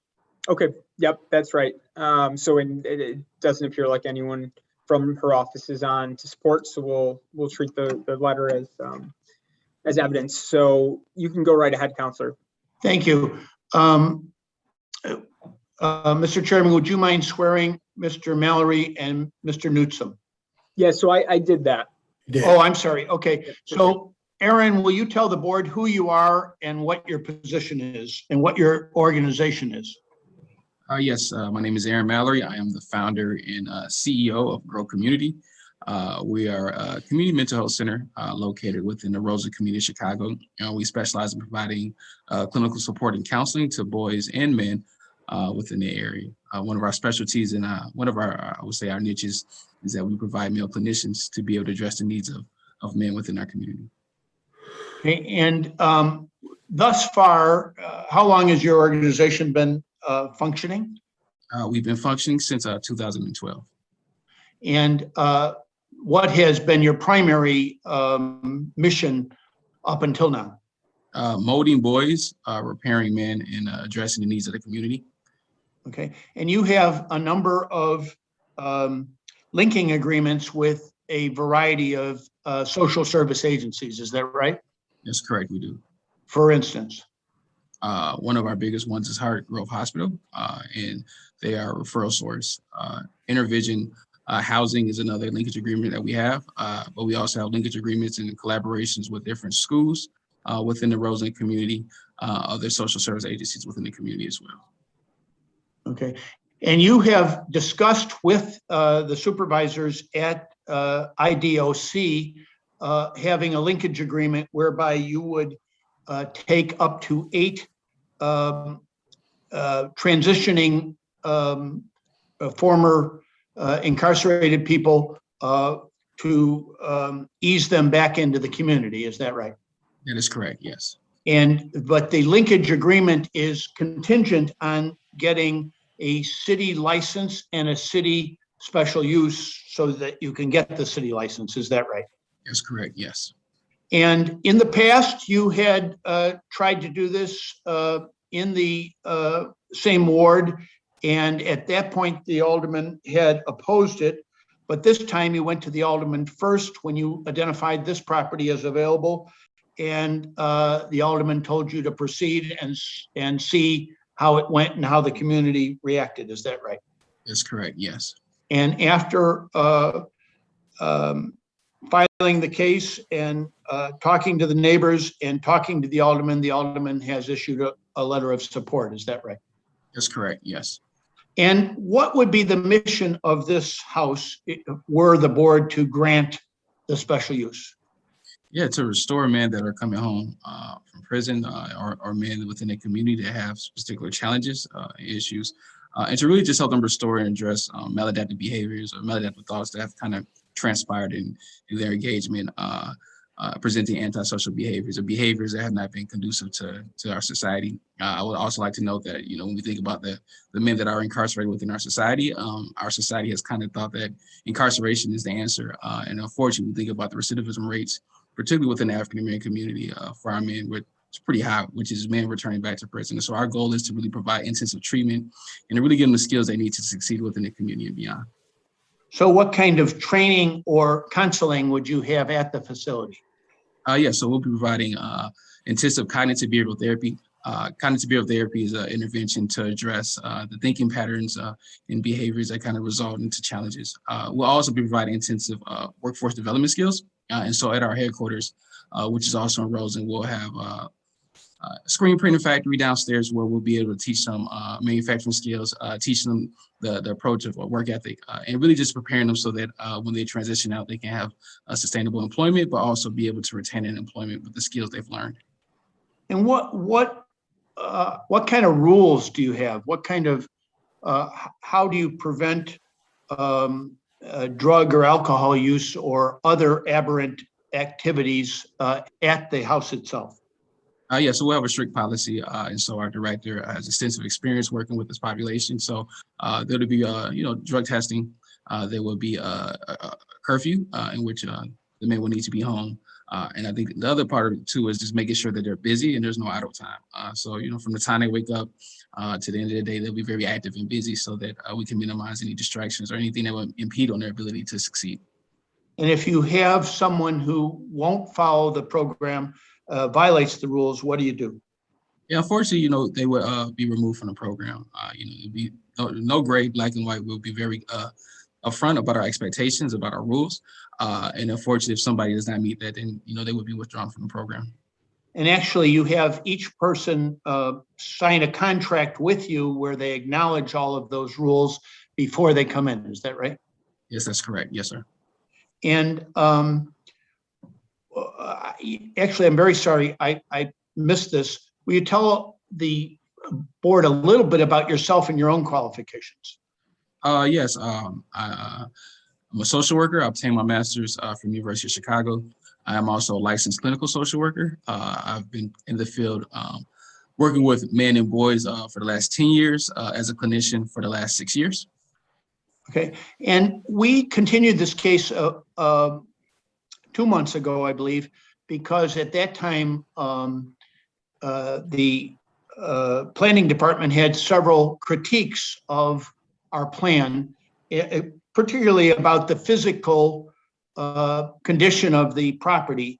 And what did you do about that? Oh, yeah, so we, worked with the architect and, worked with you and worked with the city to address their needs, to ensure that it would meet their standards and what they would like to see. And now, after jumping through several hoops that way and agreeing to improve the property in a variety of ways, we now have the support of the planning department. Is that your understanding? It is, and we're greatly appreciative of that. Okay. And you and I worked out a statement whereby if you were to continue to testify, would you testify consistently with that statement, which addressed each of the criteria necessary for the board to grant this special use? Yes, I would. Okay. Andre, will you tell the board a little bit about your background? I've got several years of experience in correctional facilities. Working more specifically at Cook County Jail. I spent about 7 years at Cook County Jail as a substance abuse counselor, lead counselor, and a clinical supervisor. I'm sorry. Yes, sir. And you actually have 3 master's degrees in health science and computer science, health informatics, and addiction studies. And you are a certified alcohol and drug counselor and a informational security certification from Governor's State. Is that right? That's correct. So you basically know this population, and you also have, at your prior work at Drexel Counseling, you actually supervised 3 facilities like this. Is that right? That's absolutely, and that's in addition to our main clinic that we had on Drexel. But yeah, we had 3 halfway houses, 3 recovery houses, which they call hardened houses in Chicago. Okay. And so if the board saw fit to grant this special use, you've agreed with Aaron to take on the directorship of this particular facility and get it up and running. Is that right? Yes, sir. Okay. And then is Joe Ryan available? He is. So, Mr. Ryan, at my request, you made a report where you looked into whether or not this property would have a negative effect. Allowing the special use would have a negative effect on the surrounding property values. Is that right? That's correct. And what was your conclusion? That it met each of the criteria I examined in the report fully, and would give the board confidence to approve this special use. Okay. And it would not have a negative effect on the surrounding property values, is that right? No, it would not. And it meets each of the other criteria necessary for this board to grant the special use. That's correct. And if you were to continue to testify, you'd testify consistently with your report, is that right? I would. Mr. Chairman, that's the essence of our case. Great. Yeah. So questions from the board? Hi, this is Jolene. So I have a quick one. Can you briefly describe the improvements made to the property? Yes, so we will definitely change the facade and adding siding to give a better appearance to the street appearance of the property, as well as we'll be building 4 new bedrooms as we rehab the property to make it more conducive, making it, a vibrant area, vibrant presence as well as installing a bathroom in the back part of the residence. In the second house, which is the rear house, we will also be doing extensive work in regards to providing recreational space, providing space where it's comfortable for the men that will be residing there as well. Thank you.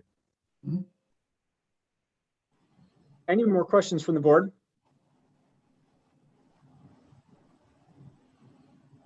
Okay, we got a lot of information. So again, thank you so much, everyone, for your time. And Aaron, you're clearly doing a lot of good work.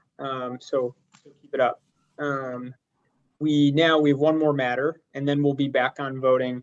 You can either wait to see the result there, or we'll publish on the board's website on Monday. Thank you. Thank you very Thanks much. so much, everyone. Enjoy your night. What's left of it. Thank All you. right. Thanks. Okay, going to our final matter, everybody. So we're going to calendar number 320-21-S. And as Counselor Walker gets situated, I'll go ahead and read the department's recommendation. The Department of Planning and Development recommends approval to establish a tavern, provided that the special use is issued solely to the applicant, Pit Stop Tavern LLC. The development is consistent with the design and layout of the plans and drawings dated August 1, 2021, prepared by Brian McNichols, architect, and the tavern exclusively operates within the ground floor commercial space and does operate outside the building. That might be a typo. Hold on, let me see. Yeah, Nancy, go ahead. Yep, that's a typo, does not. Yep. Thank Okay, so let me just reread that last clause. So, and the tavern exclusively operates within the ground floor commercial space and does not operate outside the building. That makes a little more sense. Okay, Counselor, with that, you can take it away. Oh, you're just on mute though. Sure. There we go. We've got you. Thank you. Good evening, everyone. Mr. Chairman, members of the board at this late hour. For the record, I'm Tamara Walker. I'm an attorney at Walker & Associates. My office is located at 1016 West Jackson, Suite 1, Chicago, 60607. I'm appearing before you today on behalf of the applicant, which is Pit Stop Lounge, LLC. It's located at 902 West 119th Street. Ms. Anna Stroud, who's on the call, is the owner and manager of Pit Stop Lounge, LLC. Also in attendance, we have our expert land use consultant, Mr. Kareem Musawir. The applicant is seeking approval of a special use application, and that's in order to establish a tavern on the first floor of an existing 2-story mixed-use commercial and residential masonry building located in the B31 Community Shopping District in the West Pullman community. Ms. Stroud has been employed with the Chicago Park District at the Washington Park Fieldhouse for the past 19 years. She was also a one-time resident of the premises at 902 West 119th Street. Ms. Stroud has previously managed several businesses at that location, and she seeks to open the Pit Stop Lounge, an establishment that she can have as her own, for which she has garnered the support of the aldermen and the surrounding area. The proposal is located on the northwest side of South Peoria Street and West 119th Street. Proposed tavern use is for 1,035 square feet on the first floor of an existing two-story masonry mixed-use building. Applicant currently has no intention to apply for a PPA. The applicant previously appeared before the board, and the case was continued at the request of the Department of Planning. That was related to a zoning violation which existed at the time. Since then, the owner of the property has submitted an affidavit and photographs indicating that the violation has been cured. And I'd like to call Ms. Anna Stroud as my first witness. Perfect. Ms. Stroud, I do see you on, so if you could just unmute and let us know your name and address, we can get started. Actually, Mr. Chairman, do you want to go ahead and swear in both witnesses at the same time? Yeah, we can do that. So Thank you. Let's do Anna first. Will you please state your name and address, Anna? Name Anna Stroud, address 500 East 33rd Street, apartment 1406, Chicago, Illinois, 60616. Great, thank you very much. And do you swear or affirm to tell the truth in today's proceedings? Yes, I do, Mr. Chairman. Thank you very much. And so we have Kareem Musawir already sworn in, and we have acknowledged his expertise. That's fine. Thank you, Mr. Chairman.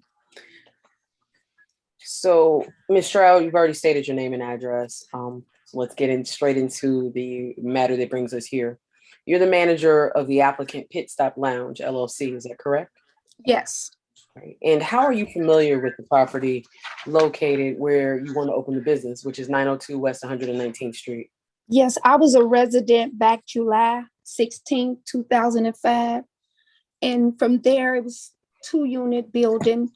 And I had one apartment. So I was looking at the downstairs. So I ended up renting it from the owner. I had a banquet hall, and let me get that date right. I had the banquet hall in 2012. And then from there, in 2014, I did a secondhand store. So I'm real familiar with the property. I had I owned it two, yeah. I'm kind of tired, the retail and the banquet hall. Okay, that's fine. So you're here today to establish a neighborhood tavern use in a B31 community shopping district. Is that correct? Yes, yes. And that obviously requires you to file an application for a special use, and this board has the authority to grant that approval. Is that correct? Yes. And that's what brings us here this evening? Yes. Now, at the last hearing where you appeared before this board, your case was continued before a zoning violation. I'm sorry. Yes. Your case was continued because a zoning violation existed on the lot, which had nothing to do with your application, but a violation was attributed to the owner of the property. Is that correct? Yes. Okay. So the owner submitted an affidavit and photographs that supported the position that the violation no longer exists. Is that correct? Yes. All right. And to your knowledge, the board is in possession of those documents? Yes. Now, moving back to your tavern, you propose to operate the tavern 7 days a week from noon until 11 p.m. Is that correct? Yes. Okay. Yes. And if there were to be continued questions, you would continue to answer truthfully and consistent with your testimony thus far? Yes. All right. Nothing further, Mr. Chairman. Okay, great. Thank you, Counselor. And do you want to ask Kareem any questions prior to the board asking questions of the applicant? That may eliminate the need for some of the questions at this late hour, but I would certainly leave it to the board's discretion. I'm okay with efficiency too. So what we'll do is we'll, just have him swear to his report, if that makes sense. But first, we'll get any questions from the board. So any questions from the board on this matter? No, I don't have any. Okay. So just to confirm, no questions for Anna Stroud. Okay, Counselor, I think you can just have Kareem Musawir swear to his report, and we can move on from there. Okay, so no need for questions outside of his report? No. Okay. Thank you. So thank you, Ms. Stroud. If we can move on then for Yes, the record. and thank you, Mr. Chairman and members of the board, for giving me Oh, the of course, opportunity to come before you. Thank you, and Counselor, I do just want you to have Kareem swear to his report. Sure. Okay, that's fine. So call as my second witness, Mr. Kareem Musawir. I'm here. All right. It's been stated for the record, but to establish it for this matter, please state your name and address. Kareem Musawir, 221 North LaSalle Street in Chicago. Right. And you are a land use consultant by trade? Yes, All right. So you prepared a report specific to this matter for 902 West 119th Street? I did. All right. And you testified before this board many times before as an expert witness? Yes, And do you swear to the observations and report, what was drafted in the report here today? I do. Okay. You swear to the information and determinations that were made in the report? I do. And you swear that the proposal was in the interest of public convenience and will not have a significant adverse impact on the general welfare of the community or the neighborhood? Correct. All right. Mr. Chairman. Yeah, this is, I think that's all we had. So we will take this under consideration. And I thank each of you for staying on this late. And we'll circle back if you stay a little longer. We'll circle back relatively quickly with a response. But again, Ms. Stroud, thank you very much. Thank you. Thank you, Mr. Chairman. Thank Yeah, you, Mr. thank you, Counselor. Thanks, Kareem. All right, that was the last matter tonight, everyone. So I move that we close, that we convene into closed session pursuant to Section 2C4 of the Open Meetings Act for the purpose of considering the evidence and testimony presented in open session. For those viewing by live stream, we will return from our closed session and the live stream will continue at that point. Commissioner Toya seconds. Commissioner Saul? Yes. Commissioner Sanchez? Yes. Commissioner McDonald? Yes. Commissioner Toya? Yes. I vote yes as well, so we are closed.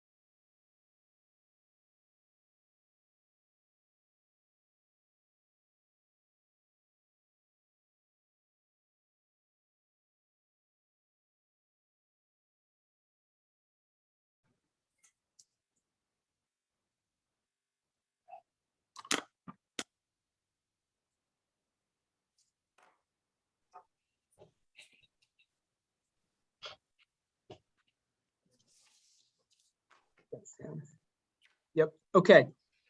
I move that we return to open session. Commissioner Toya seconds, Commissioner Saul, Yes. Commissioner Sanchez, Yes. Commissioner McDonald, Yes. Commissioner Toya. Yes. Great, I vote yes, we are back. We will now vote. Note that any motion to approve a special use will be tied to the recommendations of the department and any additional conditions read by me. I move to approve all continuance requests to the dates stated by me in today's meeting. Commissioner Toya seconds, Commissioner Saul, Yes. Commissioner Sanchez, Yes. Commissioner McDonald, Yes. Commissioner Toya. Yes. I vote yes, those are approved. I move to approve all withdrawal requests. Commissioner Toya seconds, Commissioner Saul, Yes. Commissioner Sanchez, Yes. Commissioner McDonald, Yes. Commissioner Toya. Yes. I vote yes, those are approved. I move to approve application for calendar number 355-21-S. Commissioner Toya seconds, Commissioner Saul, Yes. Commissioner Sanchez, Yes. Commissioner McDonald, Yes. Commissioner Toya. Yes. I vote yes, it's approved. I move to approve applications for calendar numbers 356-21-Z and 357-21-Z. Commissioner Toya seconds, Commissioner Saul, Yes. Commissioner Sanchez, Yes. Commissioner McDonald, Yes. Commissioner Toya. Yes. I vote yes, they are approved. I move to approve application for calendar number 358-21-S. Commissioner Toya seconds, Commissioner Saul, Yes. Commissioner Sanchez, Yes. Commissioner McDonald, Yes. Commissioner Toya. Yes. I vote yes, the matter is approved, and apologies. I should have taken these all together, but it's fine. We'll go to the next three. So I move to approve applications for calendar numbers 359-21-Z, 60-21-S, and 361-21-Z. Commissioner Toya seconds, Commissioner Saul, Yes. Commissioner Sanchez, Yes. Commissioner McDonald, Yes. Commissioner Toya. Yes. I vote yes, the matters are approved. I move to approve application for calendar number 362-21-Z. Commissioner Toya seconds, Commissioner Saul, Yes. Commissioner Sanchez, Yes. Commissioner McDonald, Yes. Commissioner Toya. Yes. I vote yes, the matter is approved. I move to approve application for calendar number 363-21-S. Commissioner Toya seconds, Commissioner Saul, Yes. Commissioner Sanchez, Yes. Commissioner McDonald, Yes. Commissioner Toya. Yes. I vote yes, the matter is approved. I move to approve application for calendar number 364-21-S. Commissioner Toya seconds, Commissioner Saul, Yes. Commissioner Sanchez, Yes. Commissioner McDonald, Yes. Commissioner Toya. Yes. I vote yes, the matter is approved. I move to approve application for calendar number 365-21-Z. Commissioner Toya seconds, Commissioner Saul, Yes. Commissioner Sanchez, Yes. Commissioner McDonald, Yes. Commissioner Toya. Yes. I vote yes, the matter is approved. I move to approve application for calendar number 366-21-S. Commissioner Toya seconds, Commissioner Saul, Yes. Commissioner Sanchez, Yes. Commissioner McDonald, Yes. Commissioner Toya. Yes. I vote yes, the matter is approved. I move to approve application for calendar number 368-21-S. Commissioner Toya seconds, Commissioner Saul, Yes. Commissioner Sanchez, Yes. Commissioner McDonald, Yes. Commissioner Toya. Yes. I vote yes, the matter is approved. I move to approve application for calendar number 369-21-S. Commissioner Toya seconds, Commissioner Saul, Yes. Commissioner Sanchez, Yes. Commissioner McDonald, Yes. Commissioner Toya. Yes. I vote yes, the matter is approved. I move to approve application for calendar number 370-21-S. Commissioner Toya seconds, Commissioner Saul, Yes. Commissioner Sanchez, Yes. Commissioner McDonald, Yes. Commissioner Toya. Yes. I vote yes, the matter is approved. I move to approve application for calendar number 371-21-S. Commissioner Toya seconds, Commissioner Saul, Yes. Commissioner Sanchez, Yes. Commissioner McDonald, Yes. Commissioner Toya. Yes. I vote yes, the matter is approved. I move to approve application for calendar number 372-21-S. Commissioner Toya seconds, Commissioner Saul, Yes. Commissioner Sanchez, Yes. Commissioner McDonald, Yes. Commissioner Toya. Yes. I vote yes, the matter is approved. I move to approve application for calendar number 373-21-S. Commissioner Toya seconds, Commissioner Saul, Yes. Commissioner Sanchez, Yes. Commissioner McDonald, Yes. Commissioner Toya. Yes. I vote yes, the matter is approved. I move to approve application for calendar number 374-21-S. Commissioner Toya seconds, Commissioner Saul, Yes. Commissioner Sanchez, Yes. Commissioner McDonald, Yes. Commissioner Toya. Yes. I vote yes, the matter is approved. I move to approve application for calendar number 375-21-S. Commissioner Toya seconds, Commissioner Saul, Yes. Commissioner Sanchez, Yes. Commissioner McDonald, Yes. Commissioner Toya. Yes. I vote yes, the matter is approved. I move to approve application for calendar number 376-21-S. Commissioner Toya seconds, Commissioner Saul, Yes. Commissioner Sanchez, Yes. Commissioner McDonald, Yes. Commissioner Toya. Yes. I vote yes, the matter is approved. I move to approve applications for calendar numbers, 378 was withdrawn. So I move to approve application for calendar number 377-21-S. Commissioner Toya second, Commissioner Saul, Yes. Commissioner Sanchez, Yes. Commissioner McDonald, Yes. Commissioner Toya. Yes. I vote yes, the matter is approved. I move to approve application for calendar number 379-21-Z. Commissioner Toya seconds, Commissioner Saul, Yes. Commissioner Sanchez, Yes. Commissioner McDonald, Yes. Commissioner Toya. Yes. I vote yes, the matter is approved. I move to approve application for calendar number 380-21-Z. Commissioner Toya seconds, Commissioner Saul, Yes. Commissioner Sanchez, Yes. Commissioner McDonald, Yes. Commissioner Toya. Yes. I vote yes, the matter is approved. I move to approve applications for calendar numbers 381-21-Z and 382-21-Z. Commissioner Toya seconds, Commissioner Saul, Yes.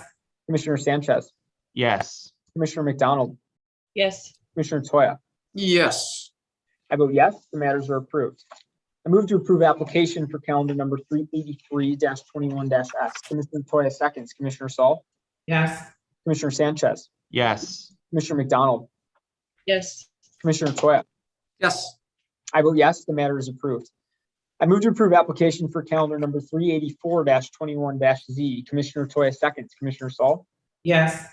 Commissioner Sanchez, Yes. Commissioner McDonald, Yes. Commissioner Toya. Yes. I vote yes, the matter is approved. I move to approve applications for calendar numbers 385-21-S and 386-21-Z. Commissioner Toya seconds, Commissioner Saul, Yes.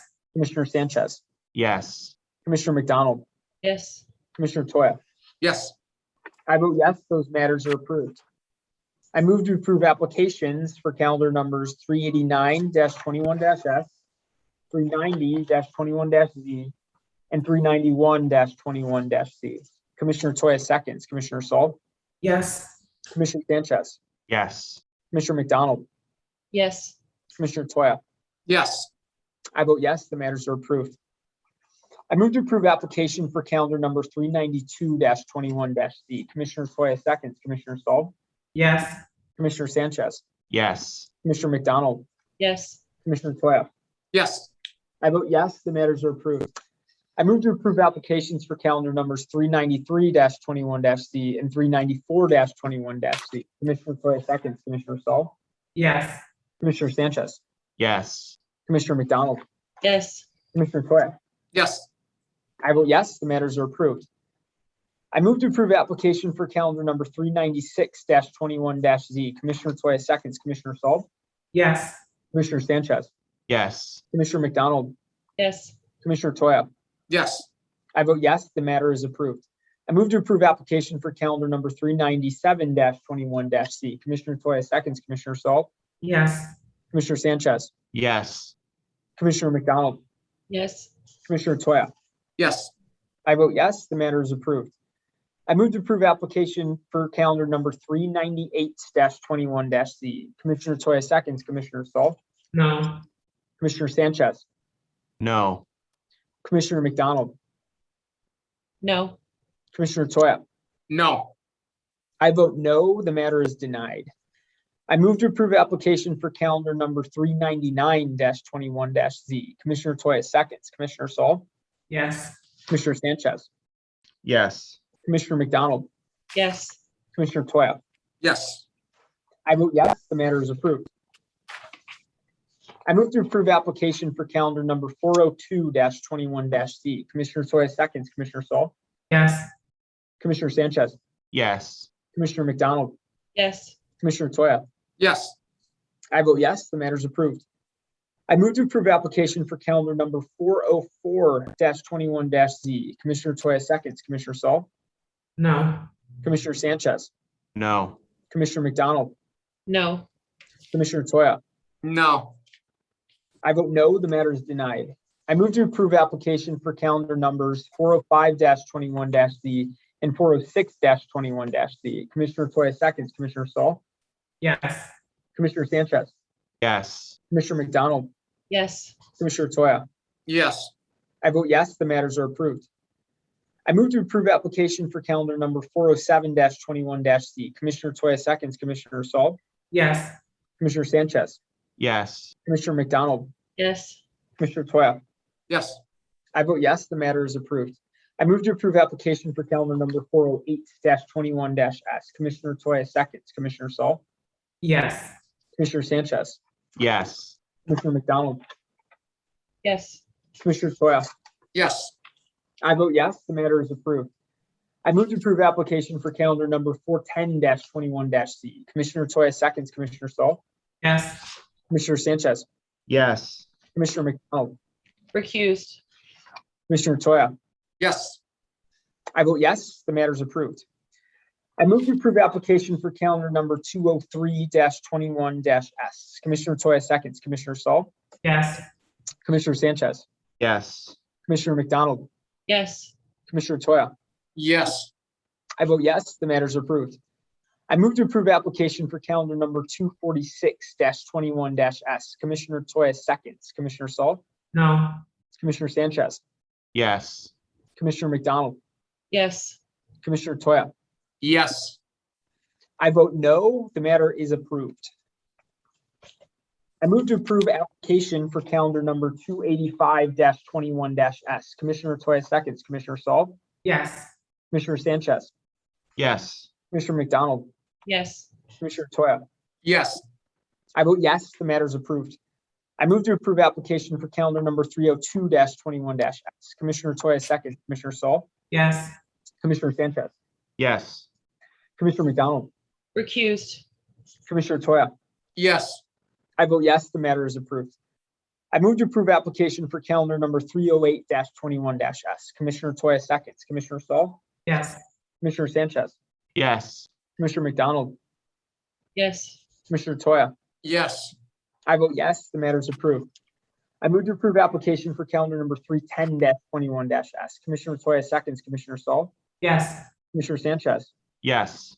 Commissioner McDonald, Yes. Commissioner Toya. Yes. I vote yes, the matter is approved.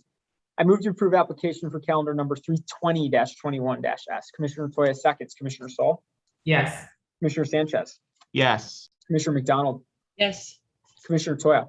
Yes. Great, I vote yes, and that matter is approved. I move to approve the written resolution containing the findings of fact consistent with the votes of the board for board calendar numbers 287-21-S, 300-21-S, and 301-21-Z. Commissioner Toya seconds, Commissioner Saul, Yes. Commissioner Sanchez, Yes. Commissioner McDonald, Yes.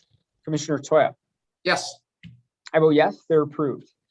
I move to approve the written resolutions containing findings of fact consistent with the votes of the board for the board's August 20th, 2021 regular meeting, with the exception of board calendar numbers 328-21-Z, 329-21-Z, 333-21-S, and 334-21-Z.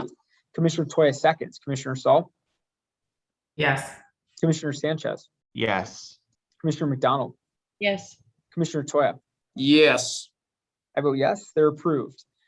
Note that based on certain changes to the Open Meetings Act, we are not going to take up the last item on our agenda at this time. Instead, we will review the closed session minutes in either October or November.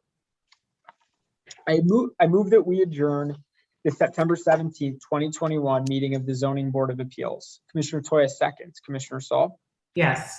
Commissioner Sanchez, Yes. Commissioner McDonald, Yes. Commissioner Toya.